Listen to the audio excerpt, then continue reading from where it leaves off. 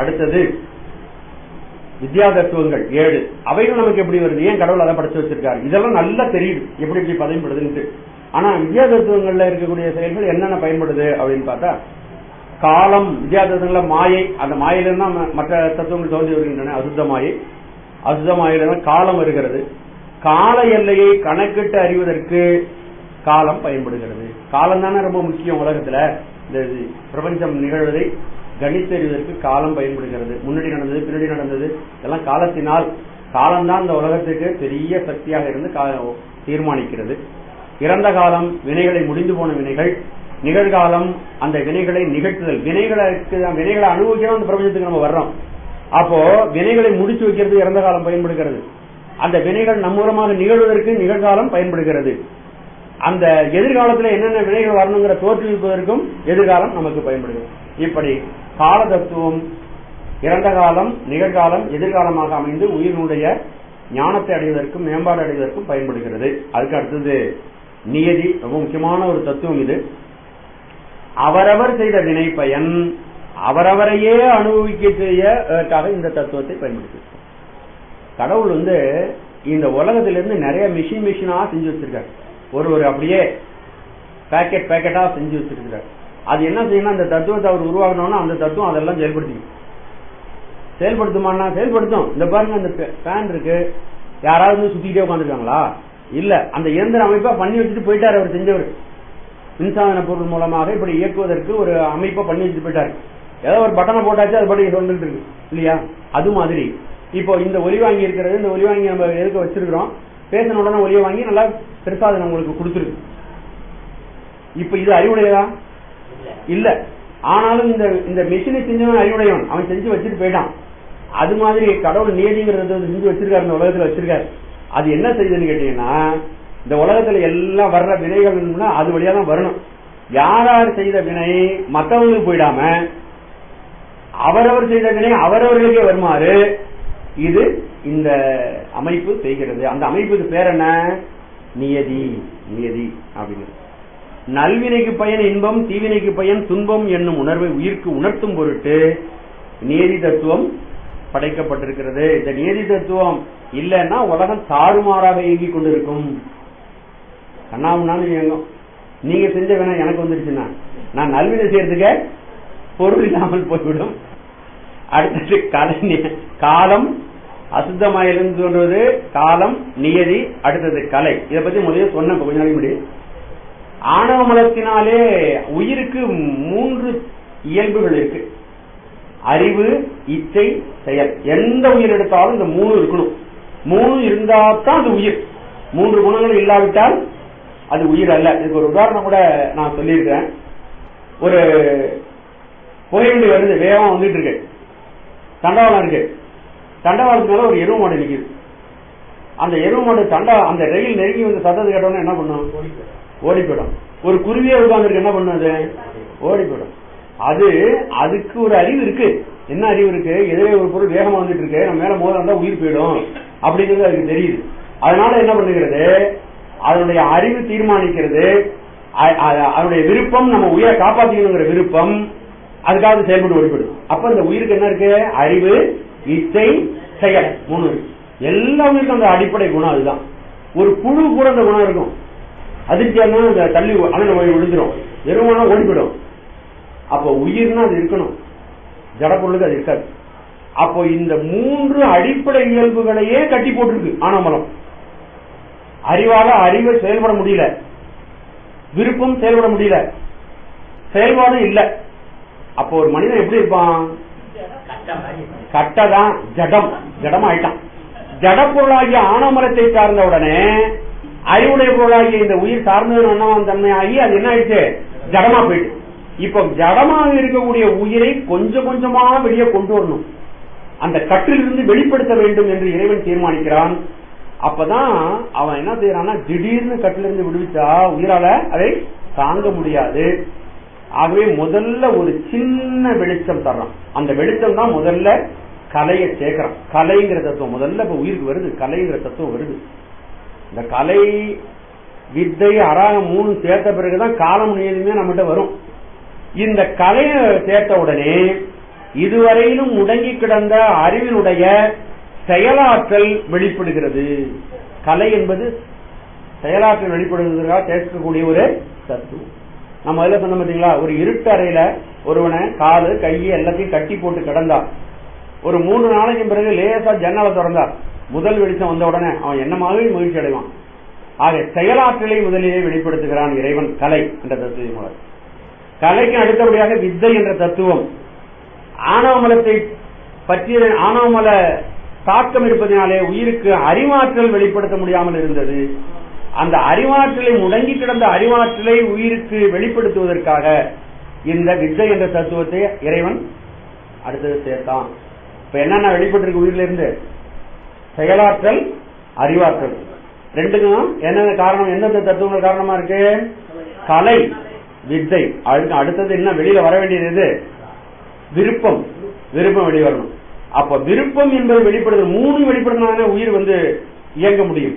அதனால விருப்பத்தை வெளிப்படுத்துவதற்காக இறைவன் அராக தத்துவத்தை சேர்க்கிறான். அப்ப சார்ந்ததன் தன்மை படைத்த உயிர் ஆணவமல சார்பு காரணமாக விருப்பத்தை வெளிப்படுத்த இயலாமல் இருந்தது.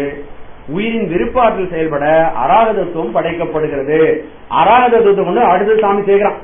சேர்த்த உடனே இதுவரையிலும் தொழிற்படாமல் இருந்த அறிவு, இச்சை, செயல் 3ம் வெளிப்பட ஆரம்பிக்கிறது. வெளிப்படுகின்ற தன்மைக்கு வருகிறது. ஆனா வெளிப்பட்டு வெளியில வர முடியல. ஏன்னா கருவி அவ்வளவுதான் கொடுத்திருக்கு.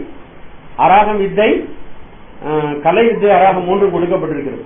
அந்த உடனே இன்னும் அந்த செயல்படும் தன்மை வந்திருக்கு. கொஞ்சம் வெளிச்சம் வந்திருக்கு. அதற்கு அடுத்தபடியாக இன்னும் காரணங்கள் தரணும். தந்தாதான் அதனால செயல்பட முடியும். இப்போ இந்த கலை என்ன பண்ணுங்க? நீங்க சாதாரணமா நம்ம இந்த கலை உள்ள அந்த கரணங்களுக்கு உள்ளாகவும் இவைகள் செயல்படுகின்றன. இந்த காலம், நியதி, கலை, வித்தை, அராகம் இந்த 5ம் சேர்ந்தது உடனே ஒரு உயிர்ப்பு தன்மை வருகிறது. அதுக்கு என்ன சொன்னேன்? புருடன் ஒரு தத்துவம். இந்த 5ம் இந்த உயிருக்கு சட்டையாக போர்த்தப்படுகிறது. பஞ்சன 5, கஞ்சுகம் சட்டை 5 சட்டை, 5 சட்டையை சேர்த்து ஒரே சட்டையா போட்டு விட்டுறாங்க. அதுக்கு புருடன் பேரு. இந்த புருட தத்துவத்தில் இருந்துதான் எதையும் புரிய முடியாத நமக்கு மன, புத்தி, ஆங்காரங்கள் எல்லாம் தெரியலன்னா நல்லா தூங்கி எழுந்திருச்ச பிறகு திடீர்னு ஒண்ணு பிளாட் ஆகி ஒரு அறிவு வருது பாருங்க. அது புருட தத்துவத்தில் நம்முடைய அறிவானது செயல்பட்டு அங்கிருந்து சில உண்மைகளை அது தெரிந்து கொள்கிறது. அதற்கு இந்த புருட தத்துவம் இதற்கு உள்ளாக நின்று, அதாவது அந்த கரணங்களுக்கு உள்ளாக இருந்து அவைகள் செயல்படுகின்றன. இப்போ நம்ம வித்யா தத்துவங்களுடைய பயன்பாடு பார்த்துட்டோம், என்னென்ன பயன்பாடுகள்னு. அதுக்கு அடுத்தபடியாக நம்ம தெரிந்து கொள்ள வேண்டியது சிவதத்துவங்களுடைய பயன்பாடு. சிவதத்துவங்களுடைய பயன்பாடு என்னன்னு கேட்டீங்கன்னா, இது 4 விதமான வாக்குகளாக சொல்லுலோகமாக சிவதத்துவம் தான் வருகிறது. முதல்ல சிவதத்துவத்தில் இருந்து அந்த இறைவன் முதல்ல தோற்றுவிக்கக்கூடிய தத்துவம் நாதம். அந்த நாதம்ங்கிற இடத்துல இருந்து ஒரு வாக்கு தோன்றுகிறது. அதுக்கு சூக்குமை என்று பொருள் உணர்வை ஏற்படுத்துகின்ற ஒரு உணர்வு. அங்க சூக்குமை என்ற வாக்கு தோன்றுகிறது. அது ரொம்ப நுட்பமா இருக்கும். அத நுட்பமாக இருப்பதனால வாக்கினாலே அதை விவரிக்க முடியாது. அந்த அளவுக்கு அது நுட்பமாக இருக்கும். நம்ம வாக்கு வெளியில வருது, இது பருமையான நிகழ்ச்சி. இது மூலமாக சூக்குமையாக இருக்கும் பொழுது அது பிரித்து அறிய முடியாது. அது நிர்விகற்பமாகத்தான் நாம் அறிந்து கொள்ள முடியும். அந்த அளவுக்கு அது மொழி வேறுபாடெல்லாம் கிடையாது. அதற்கு அடுத்தபடியாக அந்த சூக்குமை வாக்கே சற்று விரிவடைந்து, நமக்கு சூக்குமை வாக்குனால நமக்கு ஒண்ணும் புரிஞ்சுக்க முடியாது. அதனால அது என்ன பண்ணுதுன்னா சற்று விரிவடைகிறது. இறைவன் விரிவடைக்கிறான்.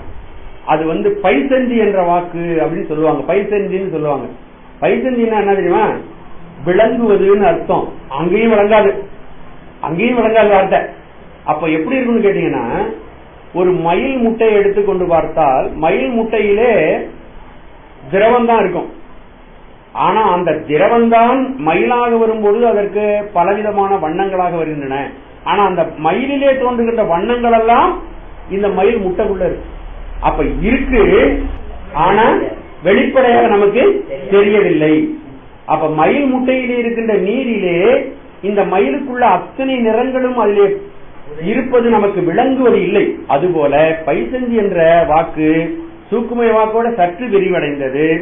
ஆனாலும் அவைகளும் வெளிப்படாமல் நிர்விகற்பமாகவே மறைந்து அந்த ஒலி அங்கு இருக்கும். அதற்கு அடுத்த நிலை இன்னும் மேலும் விரிவடைவு நமக்காக தான். சாமி என்ன பண்றாரு, தூக்குமையா முதல்ல நாதத்தில் தோற்றுவிக்கின்ற வாக்கை இது மக்களுக்கு பயன்படணுமே, எல்லாமே நம்மளுடைய பயனுக்காக தான் கடவுள் செய்யறார். அப்ப என்ன செய்யறாரு, முதல்ல விரிவடைய வைக்கிறார். அதையும் உடனே விரிக்க முடியாது, கொடையை விரிக்க முடியும், இப்படி இப்படி மாட்டிக்கிட்டு பாருங்க. அது கொஞ்சம் கொஞ்சமா விரிக்கிறோம். கூடாரத்தை விரிப்பது போல, விருத்தி என்றால் அதை கூடாரத்தை விரிப்பது போல, கடம் படமானார் போல அப்படின்னு சொல்லுவாங்க. அதாவது கூடாரத்தை பாத்தீங்கன்னா சுருட்டி வச்சிருப்பாங்க ஒரு இடத்துல, வேணும் அப்புறம் வேண்டும் பொழுது அந்த கூடாரத்தை ஒன்னொன்னா பிரித்து எடுத்து கூடாரமா போட்டுருவாங்க. நிறைய பேர் தங்கறதுக்கு வாய்ப்பாங்க. அதுபோல இந்த தூக்குமை வாக்கானது சற்று விரிக்கப்பட்டு பைசந்தி வாக்காகவும், அதற்கும் அடுத்தது விரித்தான அதுக்கு பேரு மத்திமை வாக்கு அப்படின்னு பேரு. சொல் உருவத்தை அடைகிறது. அது உதாரணம் என்ற காற்றினால ஹிருதயஸ்தானத்திலிருந்து தொண்டகுழிக்கு வந்துருக்கு. ஆனா அங்க சிந்தனை இருக்கிறது, மொழி இருக்கிறது, எல்லாமே இருக்கிறது. வெளியில வர்றதுக்கு முன்னாடி தொண்டைக்குள்ளதான் வரும். தொண்டையில் நிற்கிறது முடியுமோ, அப்ப தொண்டையில் நிற்கிறது அது. அப்ப தொண்டையில் இருக்கின்ற நிலையில் அதுக்கு என்ன பேருன்னா மத்திமை வாக்கு. எப்படி மூலாதாரத்தில் இருந்து அது தோன்றி மெல்ல மெல்ல மெல்ல அப்படியே கிளம்பி வழியில வந்து தொண்டைக்கு வருகிறது. இத சிவபிரகாசத்திலையும் சிவஞான சித்தியாரிலையும் நம்ம பார்த்திருக்கிறோம், ரொம்ப விரிவா பார்த்திருக்கிறோம். அந்த இடத்துல வந்து இந்த சொல்லு எப்படி தோன்றி வருகிறது என்பதை சொல்லியிருக்கார். நீங்க எல்லாருமே கேட்டிருக்கீங்க. இப்போ சொல் முழு உருவத்தை அடைந்து சொல் அப்படியே குரல் வடையில வந்து நிக்குது. இப்ப வந்து அந்த இடத்துல அதுக்கு மொழி உண்டு, ஆனால் அது வெளியில வரல. இப்ப வெளியில வரணும்னா தன் காதுக்கும் கேட்க வேண்டும், பிறர் காதுக்கும் கேட்கணும் இல்லையா? அப்ப என்ன செய்யணும்னா தொண்டையில இருக்கிற வார்த்தை எங்க வரணும், வாயை விட்டு வெளியில வரணும். அப்போ இந்த வாக்கு பிராணவாயுனுடைய தொழிற்பாட்டினாலே நாக்கு, பல்லு, அன்னம் இவைகளில் பட்டு சிதறி, அதுதான் வைகரி, பட்டு சிதறி வருவது. அப்படி வரும் பொழுது மெல்லிதாக ஒலி வந்து அது தன்னுடைய காதுக்கு மட்டும் கேட்டு மற்றவர்கள் கேட்காத நிலைமை இருக்கும் பொழுது அதுக்கு சூக்கும வைகரி என்று பெயர். வைகரியில 2 வைகரி வாக்கு. தன்னுடைய காதுக்கு மட்டும் கேட்குது, எதிரில் உள்ளவங்களும் கேட்கல. சில பேர் பாத்தீங்கன்னா மொனமொனு பேசிக்கிறாங்களா, தனக்கு தானே பேசிக்கிறாங்க. என்ன பேசுறேன்னு நம்ம கேட்கணும், அப்பதான் அவங்க சத்தமா சொன்னாங்கன்னா நமக்கு தெரியும். அப்ப அந்த வாக்கு தன்னுடைய காதுக்கு மட்டும் கேட்கின்ற அளவுக்கு வரும் பொழுது அது சூக்கும வைகரி. அந்த வாக்கு சற்று வேகமாக ஒலித்து பல்லு, அன்னம் இவளை பட்டு சிதறி எதிரிலே இருக்கின்றவருடைய காதுக்கு கேட்கும் பொழுது அது ஸ்தூல வைகரி. எத்தனை வாக்கு, எத்தனை? 5, 4 தான். ஒரு வாக்கு மட்டும் தூலமாகவும் சூக்குமாகவும் தூலமாகவும் செயல்படுகிறது. என்னென்ன வாக்கு? சூக்குமை, பைசந்தி, மத்திமை, சூக்கும வைகரி, ஸ்தூல வைகரி, 5 வாக்காக செயல்படுகிறது. இதுதான் நமக்கு என்ன பயன், சிவதத்துவத்திலிருந்து நமக்கு என்ன பயன் அப்படின்னு கேட்டீங்கன்னா, நாம் ஞானம் அடைவதற்கு சிந்தனை, சொல் இவைகளெல்லாம் சுத்தத்திலிருந்து நமக்கு இறைவன் தருகிறான். இது சுத்தமாயா போனத்தில் இருக்கிறது எதுவுமே நமக்கு வர்றது கிடையாது. ஆனா கடவுள் என்ன செய்யறான்னா இதை அசுத்தமாயா போனதுல கொண்டு வந்து கலக்கி, அப்புறம் பிரகிருதி மாயா போனதுல வந்து கலக்கி நமக்கு பயன்படுவது போல கொண்டு வந்து தருகிறான் இந்த வார்த்தைகளை, சொற்களை, சிந்தனைகளை. அப்ப இப்படி இவ்வாறு நமக்கு சிந்தனை வருகிறது. அப்ப கடவுளுடைய உதவி இல்லாவிட்டால் வாக்கு வராது. வாக்கு இல்லாவிட்டால் நமக்கு சிந்தனை இல்ல, நாகரிக முன்னேற்றம் கூட கிடையாது. நம்ம எல்லாம் வாக்கு இல்லைன்னு யோசனை பண்ணி பாருங்க. வாக்கு இருக்கிறதுனால இவ்வளவு விஞ்ஞான உண்மைகளை நம்ம கடைபிடிச்சு இவ்வளவு சொகுசா நம்ம உலகத்துல வாழ்ந்துட்டு இருக்கிறோம். பழங்காலத்துல சைகை மூலமாக ஒன்றை புரிந்து கொள்வது என்றால் நம்ம எப்படி இருப்போம், எல்லாரும் பழங்கால மனிதர்களாக தான் இருக்கும்.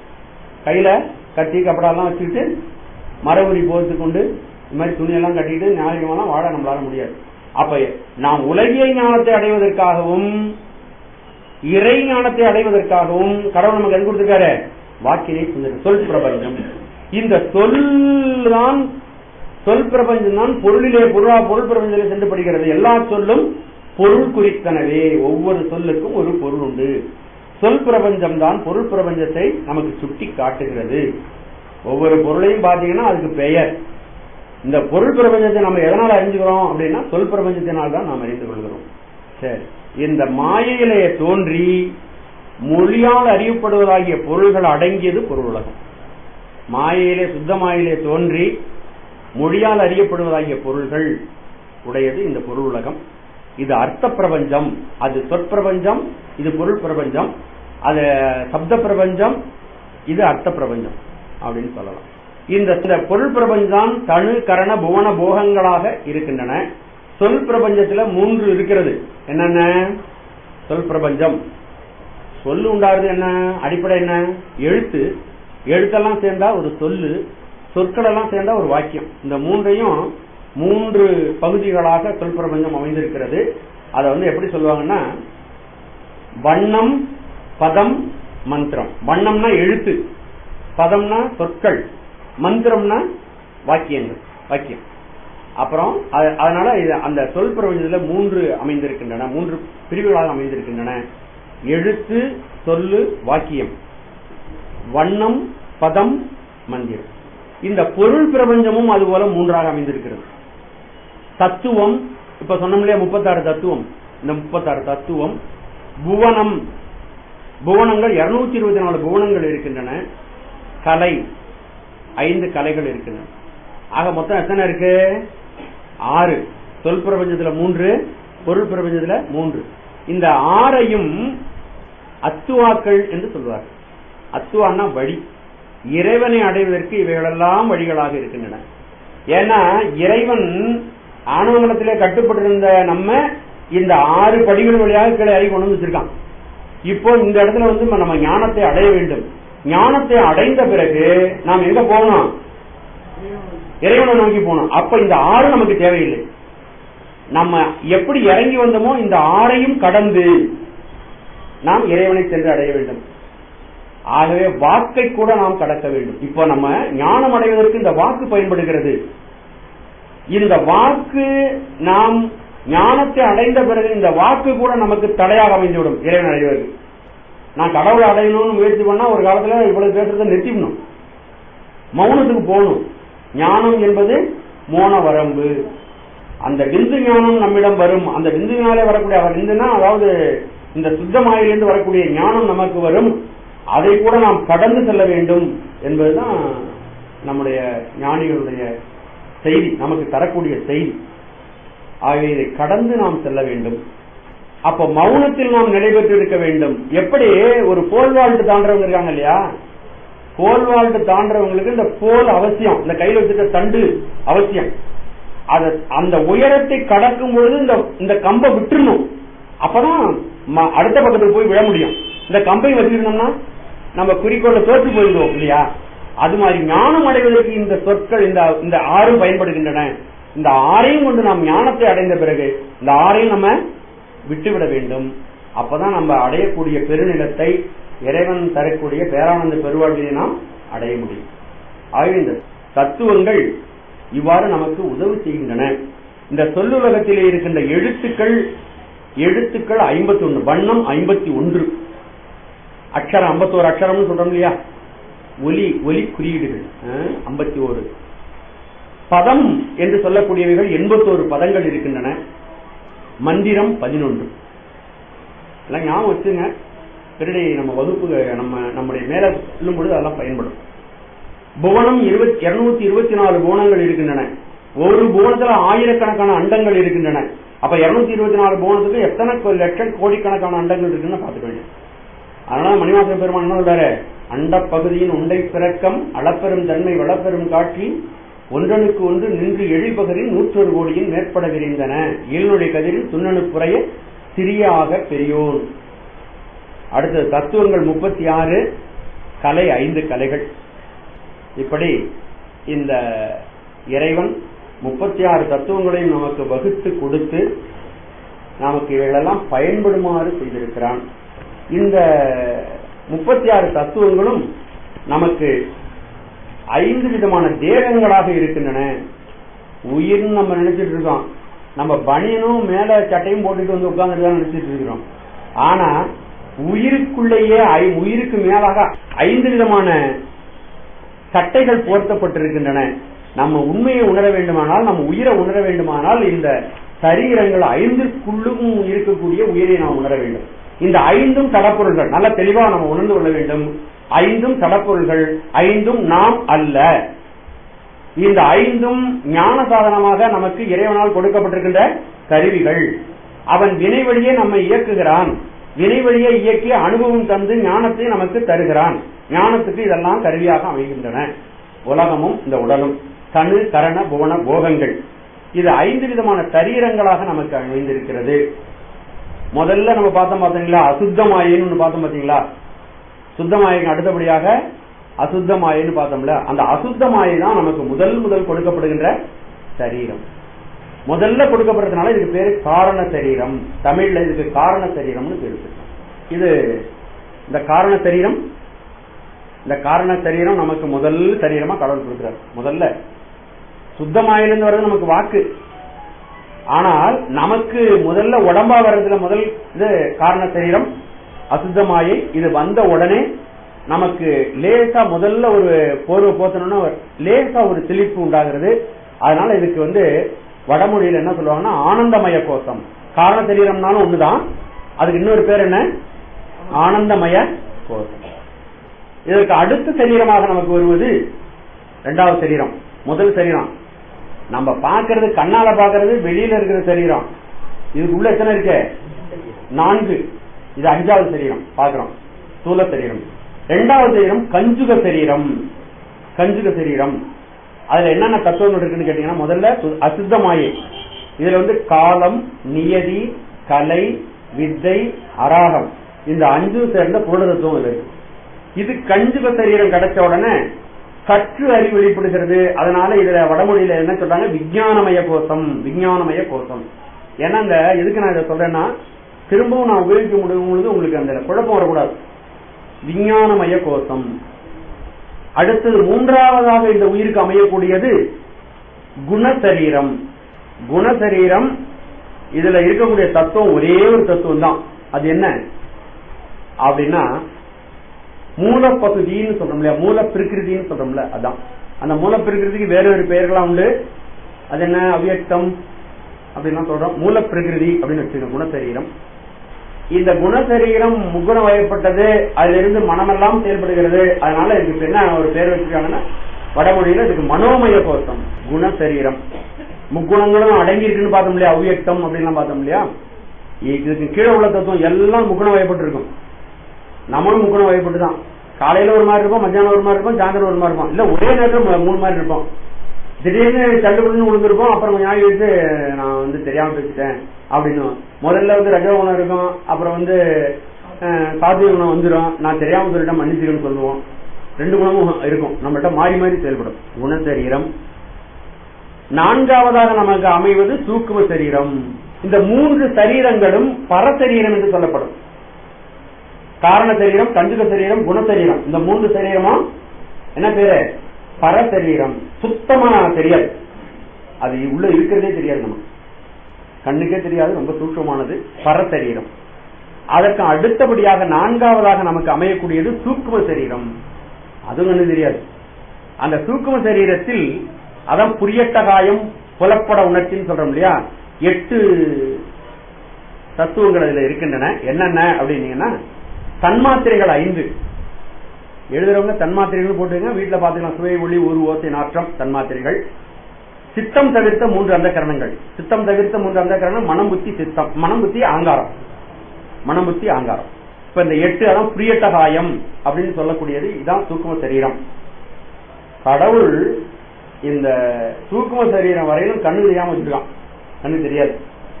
மனம் தெரியுமா, புத்தி தெரியுமா, ஆங்காரம் தெரிகிறதா, சுய ஒளி, ஊறு, ஓசை, நாற்றம்லாம் தெரியுதான்னா கண்ணு தெரியாது. இதற்கு பிறகு 5வதாக வரக்கூடியது தூல சரீரம். இது அன்னத்தினால் நிலைபெறுவதனால் வடமொழியில அன்னமய கோஷம் அப்படின்னு சொல்லுது. ஏன்னா 2 ஒண்ணுதான். காரண சரீரம் ஆனந்தமய கோஷம். ஆனந்தமய கோஷம் சில சமயம் சொல்லி அன்னமய கோஷம் குழப்பிடும். அதுக்காக தான் 2 பேரையும் நான் உங்களுக்கு சொல்றேன். இந்த சரிதாதுல இந்த பேரை மட்டும் கரெக்டா தெரிஞ்சுக்கிட்டீங்கன்னா குழப்பம் குறைஞ்சிடும். தூல சரீரம் அது அன்னமய கோஷம். இதுல அடங்கி இருக்கிறது 15 தத்துவங்கள். தத்துவங்களுடைய தொகுப்பு மட்டும் எழுதிங்க, அப்புறம் மறுபடியும் பாத்துக்கலாம். பூதங்கள் 5. என்ன பூதம்னு தெரியும் உங்களுக்கு? பூதம்னா 5 தெரியும்ல, அது 5 பூதங்கள் 5. ஞானேந்திரியங்கள் 5, கண்மேந்திரியங்கள் 5. இதுதான் கண்ணுக்கு தெரிகிறது. ஸ்தூல சரீரம் அன்னத்தினால் வளர்க்கப்படுகின்ற சரீரத்தில் இந்த 15 தத்துவங்கள் இருக்கின்றன. 36 தத்துவம் இல்ல, 31 தத்துவம். 5 தத்துவம் நமக்கு வாக்காகவும், 31 தத்துவங்கள் நமக்கு உடலாகவும், அமைந்து நமக்கு பயன்படுகின்றன. இவ்வாறு இறைவன் நம்மை 36 தத்துவங்களை உருவாக்கி ஆணவமலத்திலிருந்து விடுதலை செய்து ஞானத்தை வழங்குவதற்காக இந்த மாயையை அவன் செயற்படுத்துகிறான். இப்போ இந்த பாடல்ல பஞ்சமலங்கள் என்று சொல்லப்பட்டிருக்கின்றன. இப்போ மாயை பற்றி இன்னும் ஒரே ஒரு செய்தி பார்க்கலாம். மாயைக்கும் இறைவனுடைய ஆற்றலுக்கும் இந்த பாடல்ல ஆணையின் இருவினைன்னு வந்திருக்கு. ஆணையின் இறைவனுடைய ஆணை என்பது அவனுடைய ஆற்றல், அவனுடைய சிற்சக்தி. இப்ப இன்னொரு சக்தி, அது தாதான்மிய சக்தின்னு நம்ம சொல்லியிருக்கோம். இந்த தாதான்மிய சக்திக்கும் வைப்பாற்றல் என்று சொல்லக்கூடிய இந்த பரிக்கிரக சக்திக்கும் வேறுபாடு இருக்கிறது. இது அறிவுடைய சக்தி. அவனிடம் இருக்கின்ற கருணை இருக்கு, அதுக்கு அறிவு உண்டு. இதுக்கு அறிவு கிடையாது, பரிக்கிரக சக்தி அறிவு கிடையாது. ஆகவே அது அறிவு ஆற்றல். சிற்சக்தி என்பது அறிவு படைத்தது. இது ஜடசக்தி. தொடல் கூட எழுதிட்டு போடுது மனுஷனை. அப்ப அதுக்கு உயிர் இருக்கா அப்படின்னா உயிர் கிடையாது, ஜடசக்தி தான். சிற்சக்தி இறைவனிடமிருந்து வேறாகாமல் பிரிப்பின்றி அவனோடு நிற்கும். பிரிக்க முடியாது. சூரியனையும் சூரியனோட ஒளியையும் அதை தவிர வேற உதாரணமே காட்ட முடியாது. ஏன்னா அதை தான் நான் சொல்லி ஆகணும். எவ்வளவு பெரிய சித்தாந்தத்தில் சேர்ந்தவங்களாலும் இதே உதாரணம் சொல்லுவாங்க. ஏன்னு கேட்டீங்கன்னா அதை தவிர வேற உதாரணம் சொன்னா அது மாறிப்படும், கருத்து மாறிப்படும். சைவ சித்தாந்தத்தில் காட்டப்படக்கூடிய உதாரணம் ஏன் காட்டுக்கிட்டு இருக்காங்கன்னா, புதுசா ஏதாவது உதாரணம் காட்டினா அது தவறாக போய்விடுகிறது. பாருங்க, ஒரு உதாரணம் சொன்ன, ஒரு ரொம்ப மிக புகழ்பெற்ற ஒரு பேச்சாளர், அவர் ஒன்றாய் வேறாய் உடனாய் நான் உங்களுக்கு சொல்லிட்டாரு. அதனால அதுக்கு சொல்றாரு, ஒரு டீ கடைக்கு போயிருக்காரு. அவர் ஜனரஞ்சமா பேசுறாராம். ஒரு டீ கடைக்கு போறோம், டீ வேறாக இருக்கிறது, கேட்கிறோம், டீய பக்கத்துல வருது, நம்ம குடிச்சிடணும் ஒன்றாயிடுது. இதான் ஒன்றாய் வேறாய் உடனாய்ங்கிறதுக்கு அப்பட்டமா இது அதுக்கு பொருந்தாது.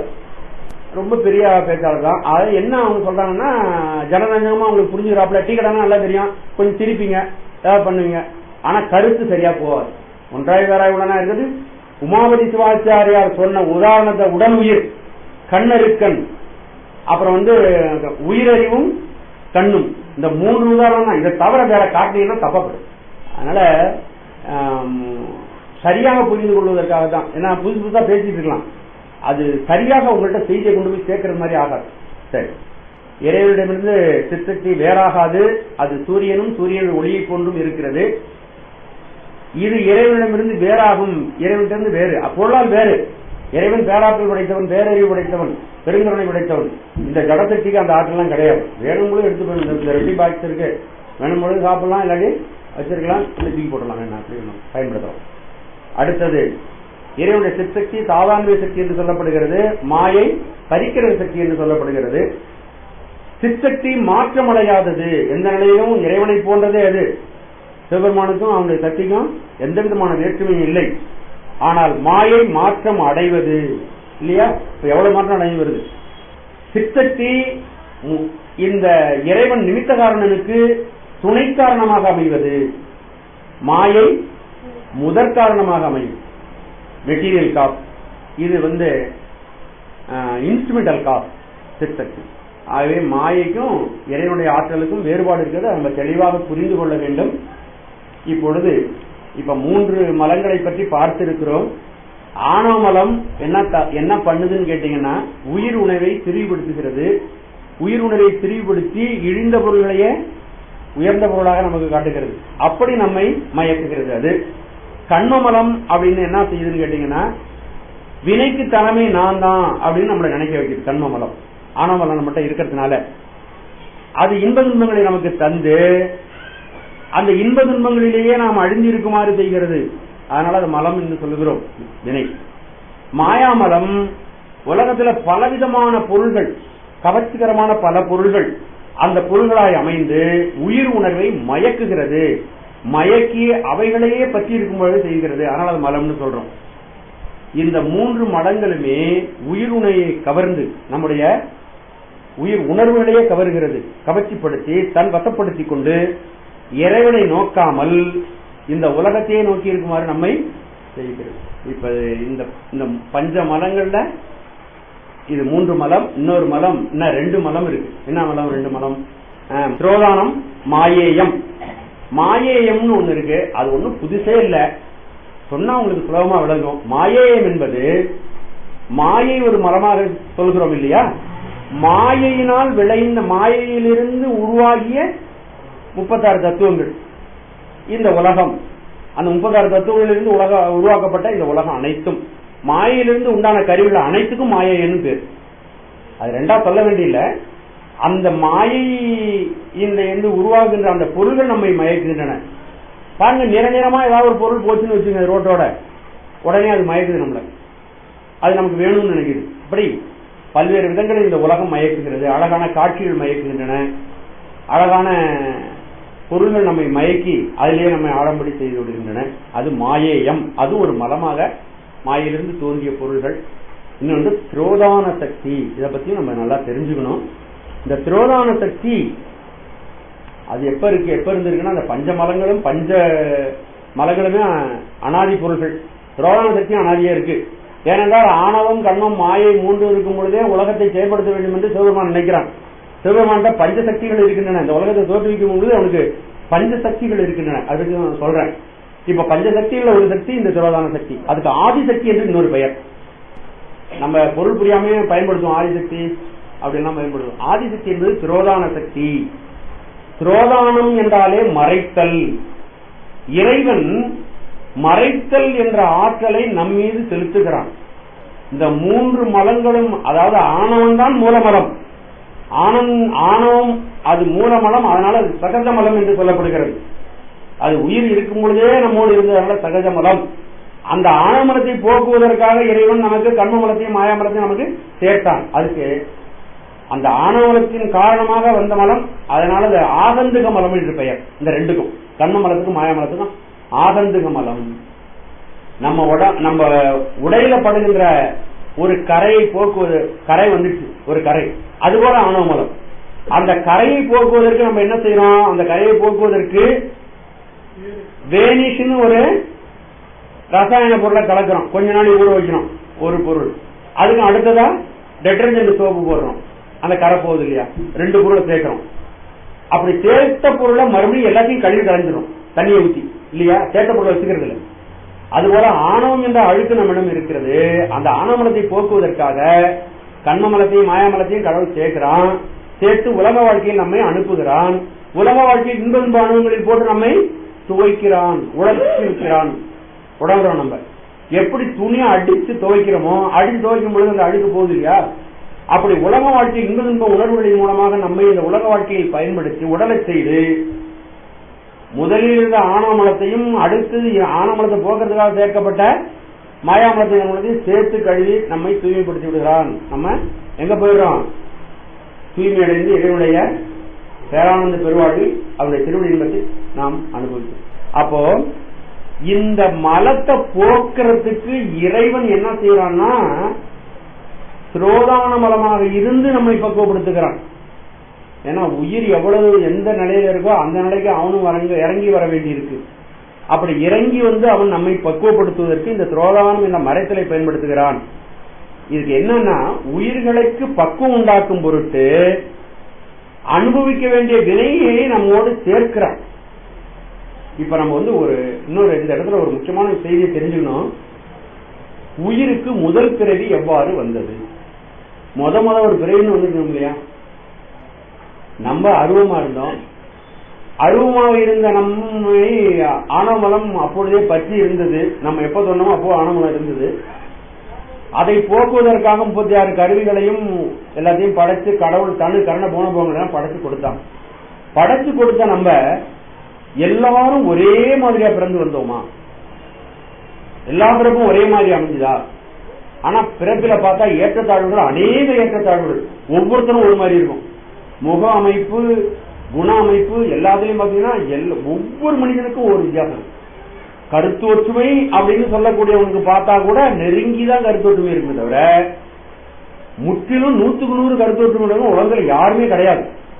ஒரு 80% கருத்து ஒற்றுமை இருக்கவங்க ரொம்ப ஒன்னா இருக்காங்க, 2 பேரும் ஒன்னா இருக்காங்க நம்ம நினைப்போம். ஆனா அவரிடம் கூட 20% அளவுக்கு கருத்து வேறுபாடு இருக்கும்.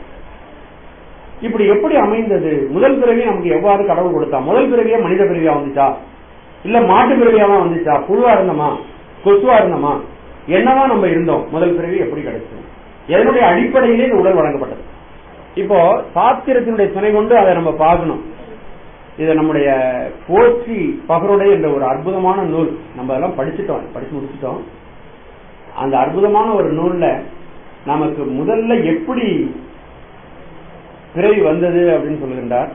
ஞானத்தின் கண்ணை, இதை படிக்கும் பொழுது உங்களுக்கு பொருள் புரியும். ஞானத்தின் கண்ணை மறைத்த கடிய தொழில் ஆணவத்தால்,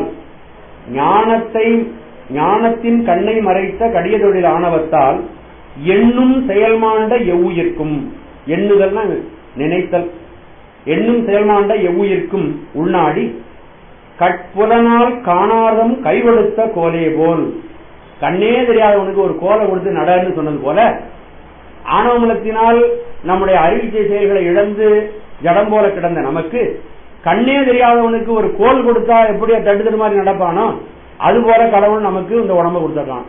இப்பவும் கண்ணு தெரியல. கண்ணு எப்ப தெரியும்?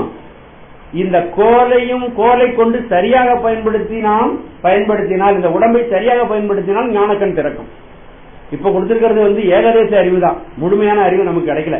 இந்த உடம்பை வச்சுட்டு முழுமையான அறிவை நம்ம அடையவே முடியாது. ஆனால் முழுமையான அறிவை அடைவதற்கு இந்த உடல் பயன்படும். அதான் நம்ம ஞாபகம்.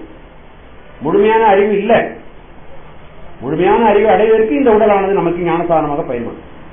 ஞானத்தின் கண்ணை மறைத்த கடிய தொழில் ஆணவத்தால் எண்ணும் செயல்மாண்ட எவ்வுயிர்க்கும் உள்நாடி கட்புலனால் காணாதம் கை கொடுத்த கோலே போல் பொற்புடைய மாயை புணர்க்கின்றன். என்ன ஒன்னும் சேர்த்தானா? கோல் கொடுத்தது போல, எப்படி குருடனுக்கு கோலை கொடுத்தது போல ஆணவமலத்தில் அழிந்து ஜலமாக கிடந்த நமக்கு இந்த மாயாகிய கோலை இறைவன் கொடுத்திருக்கிறான். பொற்புடைய மாயை புணர்க்கின்றன் முற்பால் தனு கரணமும் புவனமும் தந்து அவற்றால் மனமுதலா வந்த விகாரத்தால் வினை இரண்டும் காட்டி அதனால் பிறப்பு ஆக்கி இந்த சூக்கும தேகம் வரையிலும் முதல்ல அதுதான் அதெல்லாம் சொன்னேன்.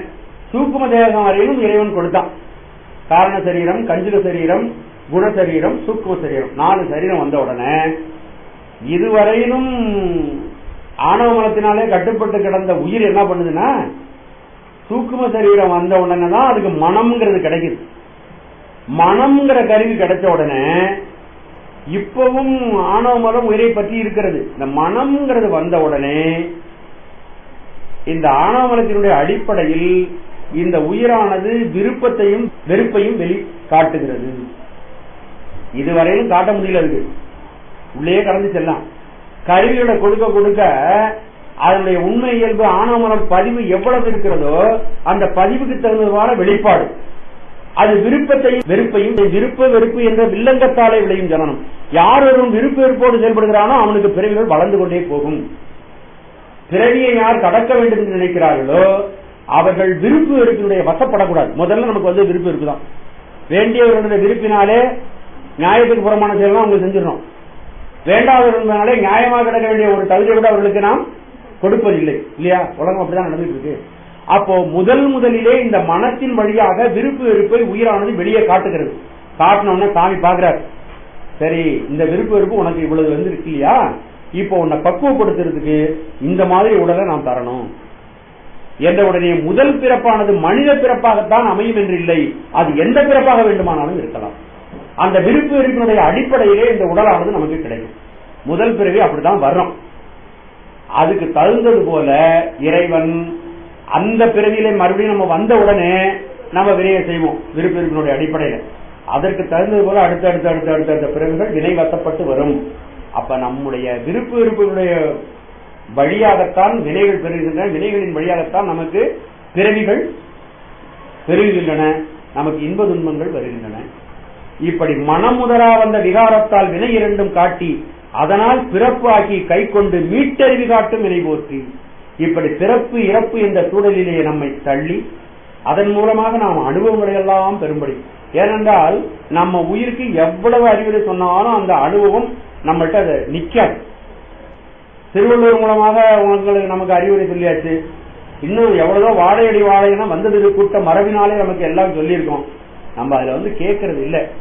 அப்போ நம்ம என்ன செய்யறோம், நமக்கு அனுபவம் வந்த பிறகு இனிமேல் இந்த பக்கம் நாம் செல்லக்கூடாது. சூடுகண்ட பூனைன்னு சொல்றாங்க இல்லையா, சூடுகண்ட பூனை மறுபடியும் போகுமா?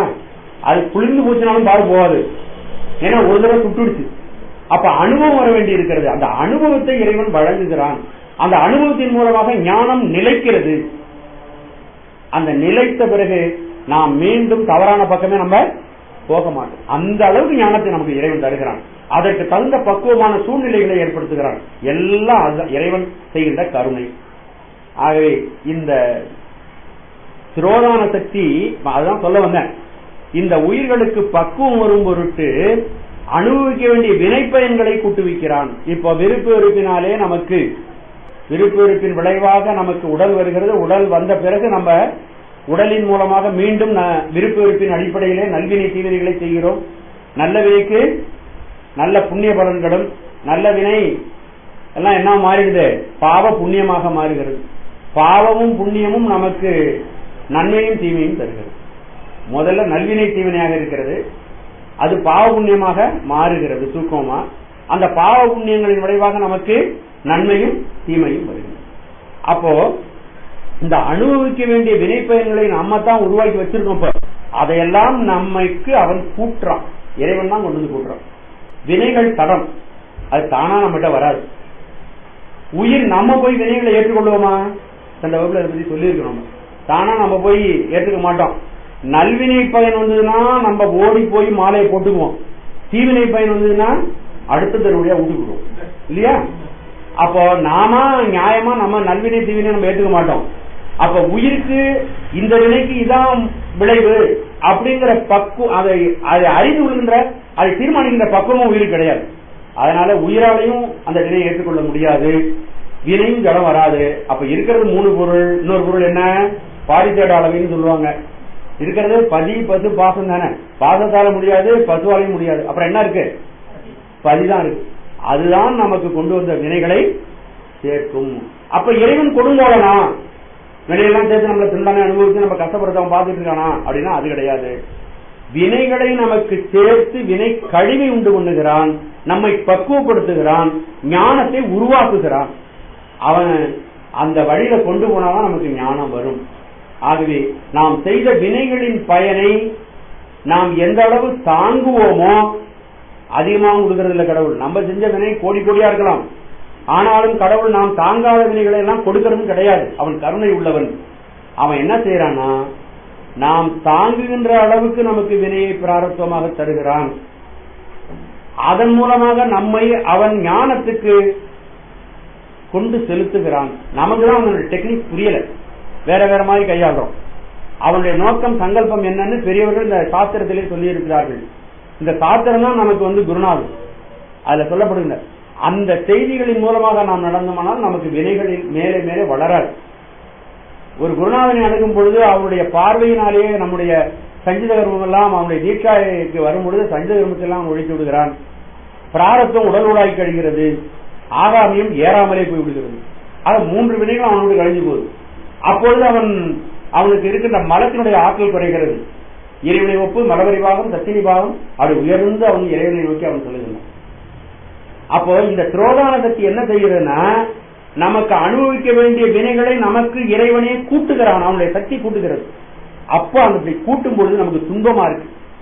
துன்பமா இருக்கிறதுனால அவனுடைய சக்தியை உபச்சாரமாக மலம் என்று சொல்லுகிறோம். அதனால திரோதானம் மலமாக சொல்லப்படுகிறது. உண்மையிலே அது மலம் கிடையாது. அதன் மூலமாக நம்மை பக்குவப்படுத்துகிறான். அந்த அனுபவத்தை நமக்கு ஏற்படுத்தும் பொழுது அது நமக்கு துன்பமாக இருக்கிறது. ஒரு துணியில டெட்டர்ஜென்ட் சோப்பை போட்டு மற்றபடி கெமிக்கல் எல்லாம் போட்டு நம்ம துவைக்கும் பொழுது துணிக்கு வழி சௌரியமாக இருக்கும். சந்திரமதி சொல்றா, அந்த இடுகாட்டுல இருந்து சொல்றா, பஞ்சுபடும் பாவியற்கு அப்படிங்கிற. பஞ்சு மாதிரி உலகத்துல பஞ்சுதான் அதிகமான பாடுகளை படுகிறது. அது மாதிரி பாடுபடுறவங்க யாருமே உலகத்துல இருக்க முடியாது. அது பூத்து அது பஞ்சாக வந்த பிறகு அதை எடுத்து உடனே அது கொட்டையிலிருந்து பிரிக்கிறதுக்கு ஒரு எந்திரத்தை உள்ள விட்டு எடுப்பாங்க. அது ரொம்ப சந்தோஷமா இருக்குமா? 2 உருளைக்கு இடையில உள்ள போகும், பஞ்சு தனியா வரும். பஞ்ச உடனே அதை அடித்து அதை நூலாக்கும் பொழுது அடிப்பாங்க. அதுக்கு பிறகு ப்ளீச் பண்றதுக்கு அதுக்கு மேல கெமிக்கல் எல்லாம் போட்டு அடிப்பாங்க, அதை வெள்ளையாக்குவாங்க. அதுக்கு பிறகு அதோட தான் அதனுடைய துன்பம் முடியுதான்னா, அது நம்ம உடையா உடுத்துறதுக்கு அதை போட்டு நறுக்கும், நறுக்கி சட்டையா தப்போம். தச்சத்துக்கு பிறகு சும்மா விடுறோமா? ஒரு நாள் போட்டிருந்து மறுநாள் அடி, மறுநாள் அதை பழிச்சுன்னு போட்டுக்கிறதுக்கு அதுக்கு மறுபடியும் ரசாயன பொருள் எல்லாம் சேர்த்து என்ன பாடுபடுது. அது நூலா போடுறவர்களும் புடி துணியா வச்சு கோமணமா கட்டி இடுப்புல துணியா கட்டி என்னென்னமோ பண்ணி அதை நம்ம கடைசி வரணும் நூறு நூலா போற வரலாம் அது துன்பப்படுது. பஞ்சுபடும் பாதியே இருக்கு. அப்படி பண்ணதுக்கு பிறகுதான் ஞானம் நமக்கு வருது. அப்படி வரலன்னா ஞானம் வராது. நாம அடைய வேண்டிய நிலையை அடைய முடியாது. அவ்வளவு கஷ்டப்படல நம்ம. இருந்தாலும் நம்முடைய ஆணவ மரத்தை போக்குவதற்கு அவன் நம்மை உட்படுத்துகின்ற அனுபவங்கள், அவன் சுகமான அனுபவங்களையும் நம்மளை அனுப்புறான், கொண்டு வரான். சுகமான அனுபவங்கள் இருக்கும் பொழுது நமக்கு ஞானம் அடைகிறது ரொம்ப குறைச்சலா இருக்கு. நல்ல சுகமான அனுபவங்களையும் ஞானத்தை அடைகிறவங்க முன்னாடி ஜென்ம பயனா அவங்க ஞானத்தை கொண்டு வந்திருக்கணும். அப்படிப்பட்டவர்கள்.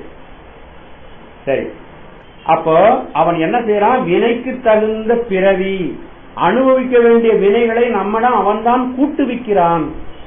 பிராரத்தமாக வினைகள் வரும் பொழுது அப்படி நாம் புது வினைகள் நம்மிடம் ஏறாமல், நம்ம இந்த அனுபவம்லாம் நம்மகிட்ட இருக்கணும். புது வினைகள் ஏறாமல் நாம் நம்முடைய செயல்பாடுகளை அமைத்துக் கொள்ள வேண்டும். விருப்போடு நம்ம செயல்படக்கூடாது. விருப்பம் நம்மை கண்ணை மறைத்துவிடும், வெறுப்பும் நம்மை கண்ணை மறைத்துவிடும். அப்போ நன்வினையின் விளைவாக நமக்கு இன்பம் வந்தாலும், தீவினையின் விளைவாக நமக்கு துன்பம் வந்தாலும் நம்ம என்ன நினைக்கணும்னா, நாம் செய்த வினைகள் தான் நமக்கு வருகின்றன என்று நமக்கு வருகின்ற அந்த துன்பங்களை நாம் வினையின் வழியாக வருகிறது பொறுமையாக ஏற்றுக்கொள்ள வேண்டும். உற்ற நோய் நோன்றல். நமக்கு வருகின்ற இன்ப துன்பங்களாகிய நோய்களை நாம் என்ன செய்யணும்? பொறுமையாக ஏற்றுக்கொள்ள வேண்டும். அதை எப்படி அனுபவிக்கணுமோ அந்த வழிப்படி அனுபவிக்க வேண்டும். அதன் விளையாக விருப்பு வெறுப்பினால் உயிர்க்கு உருவன் செய்யாமை, மற்ற உயிர்களுக்கு எந்த விதமான தீமையை நம்ம செய்துவிடக்கூடாது. அப்படி இருந்தால் அதுதான் தவம். அந்த தவம் தான் இருவினை ஒப்பு. அந்த தவம் வந்துருச்சுன்னா மலம், நம்மிடம் இருக்கின்ற ஆணவ மலம் மெல்ல மெல்ல நம்ம கைடும்.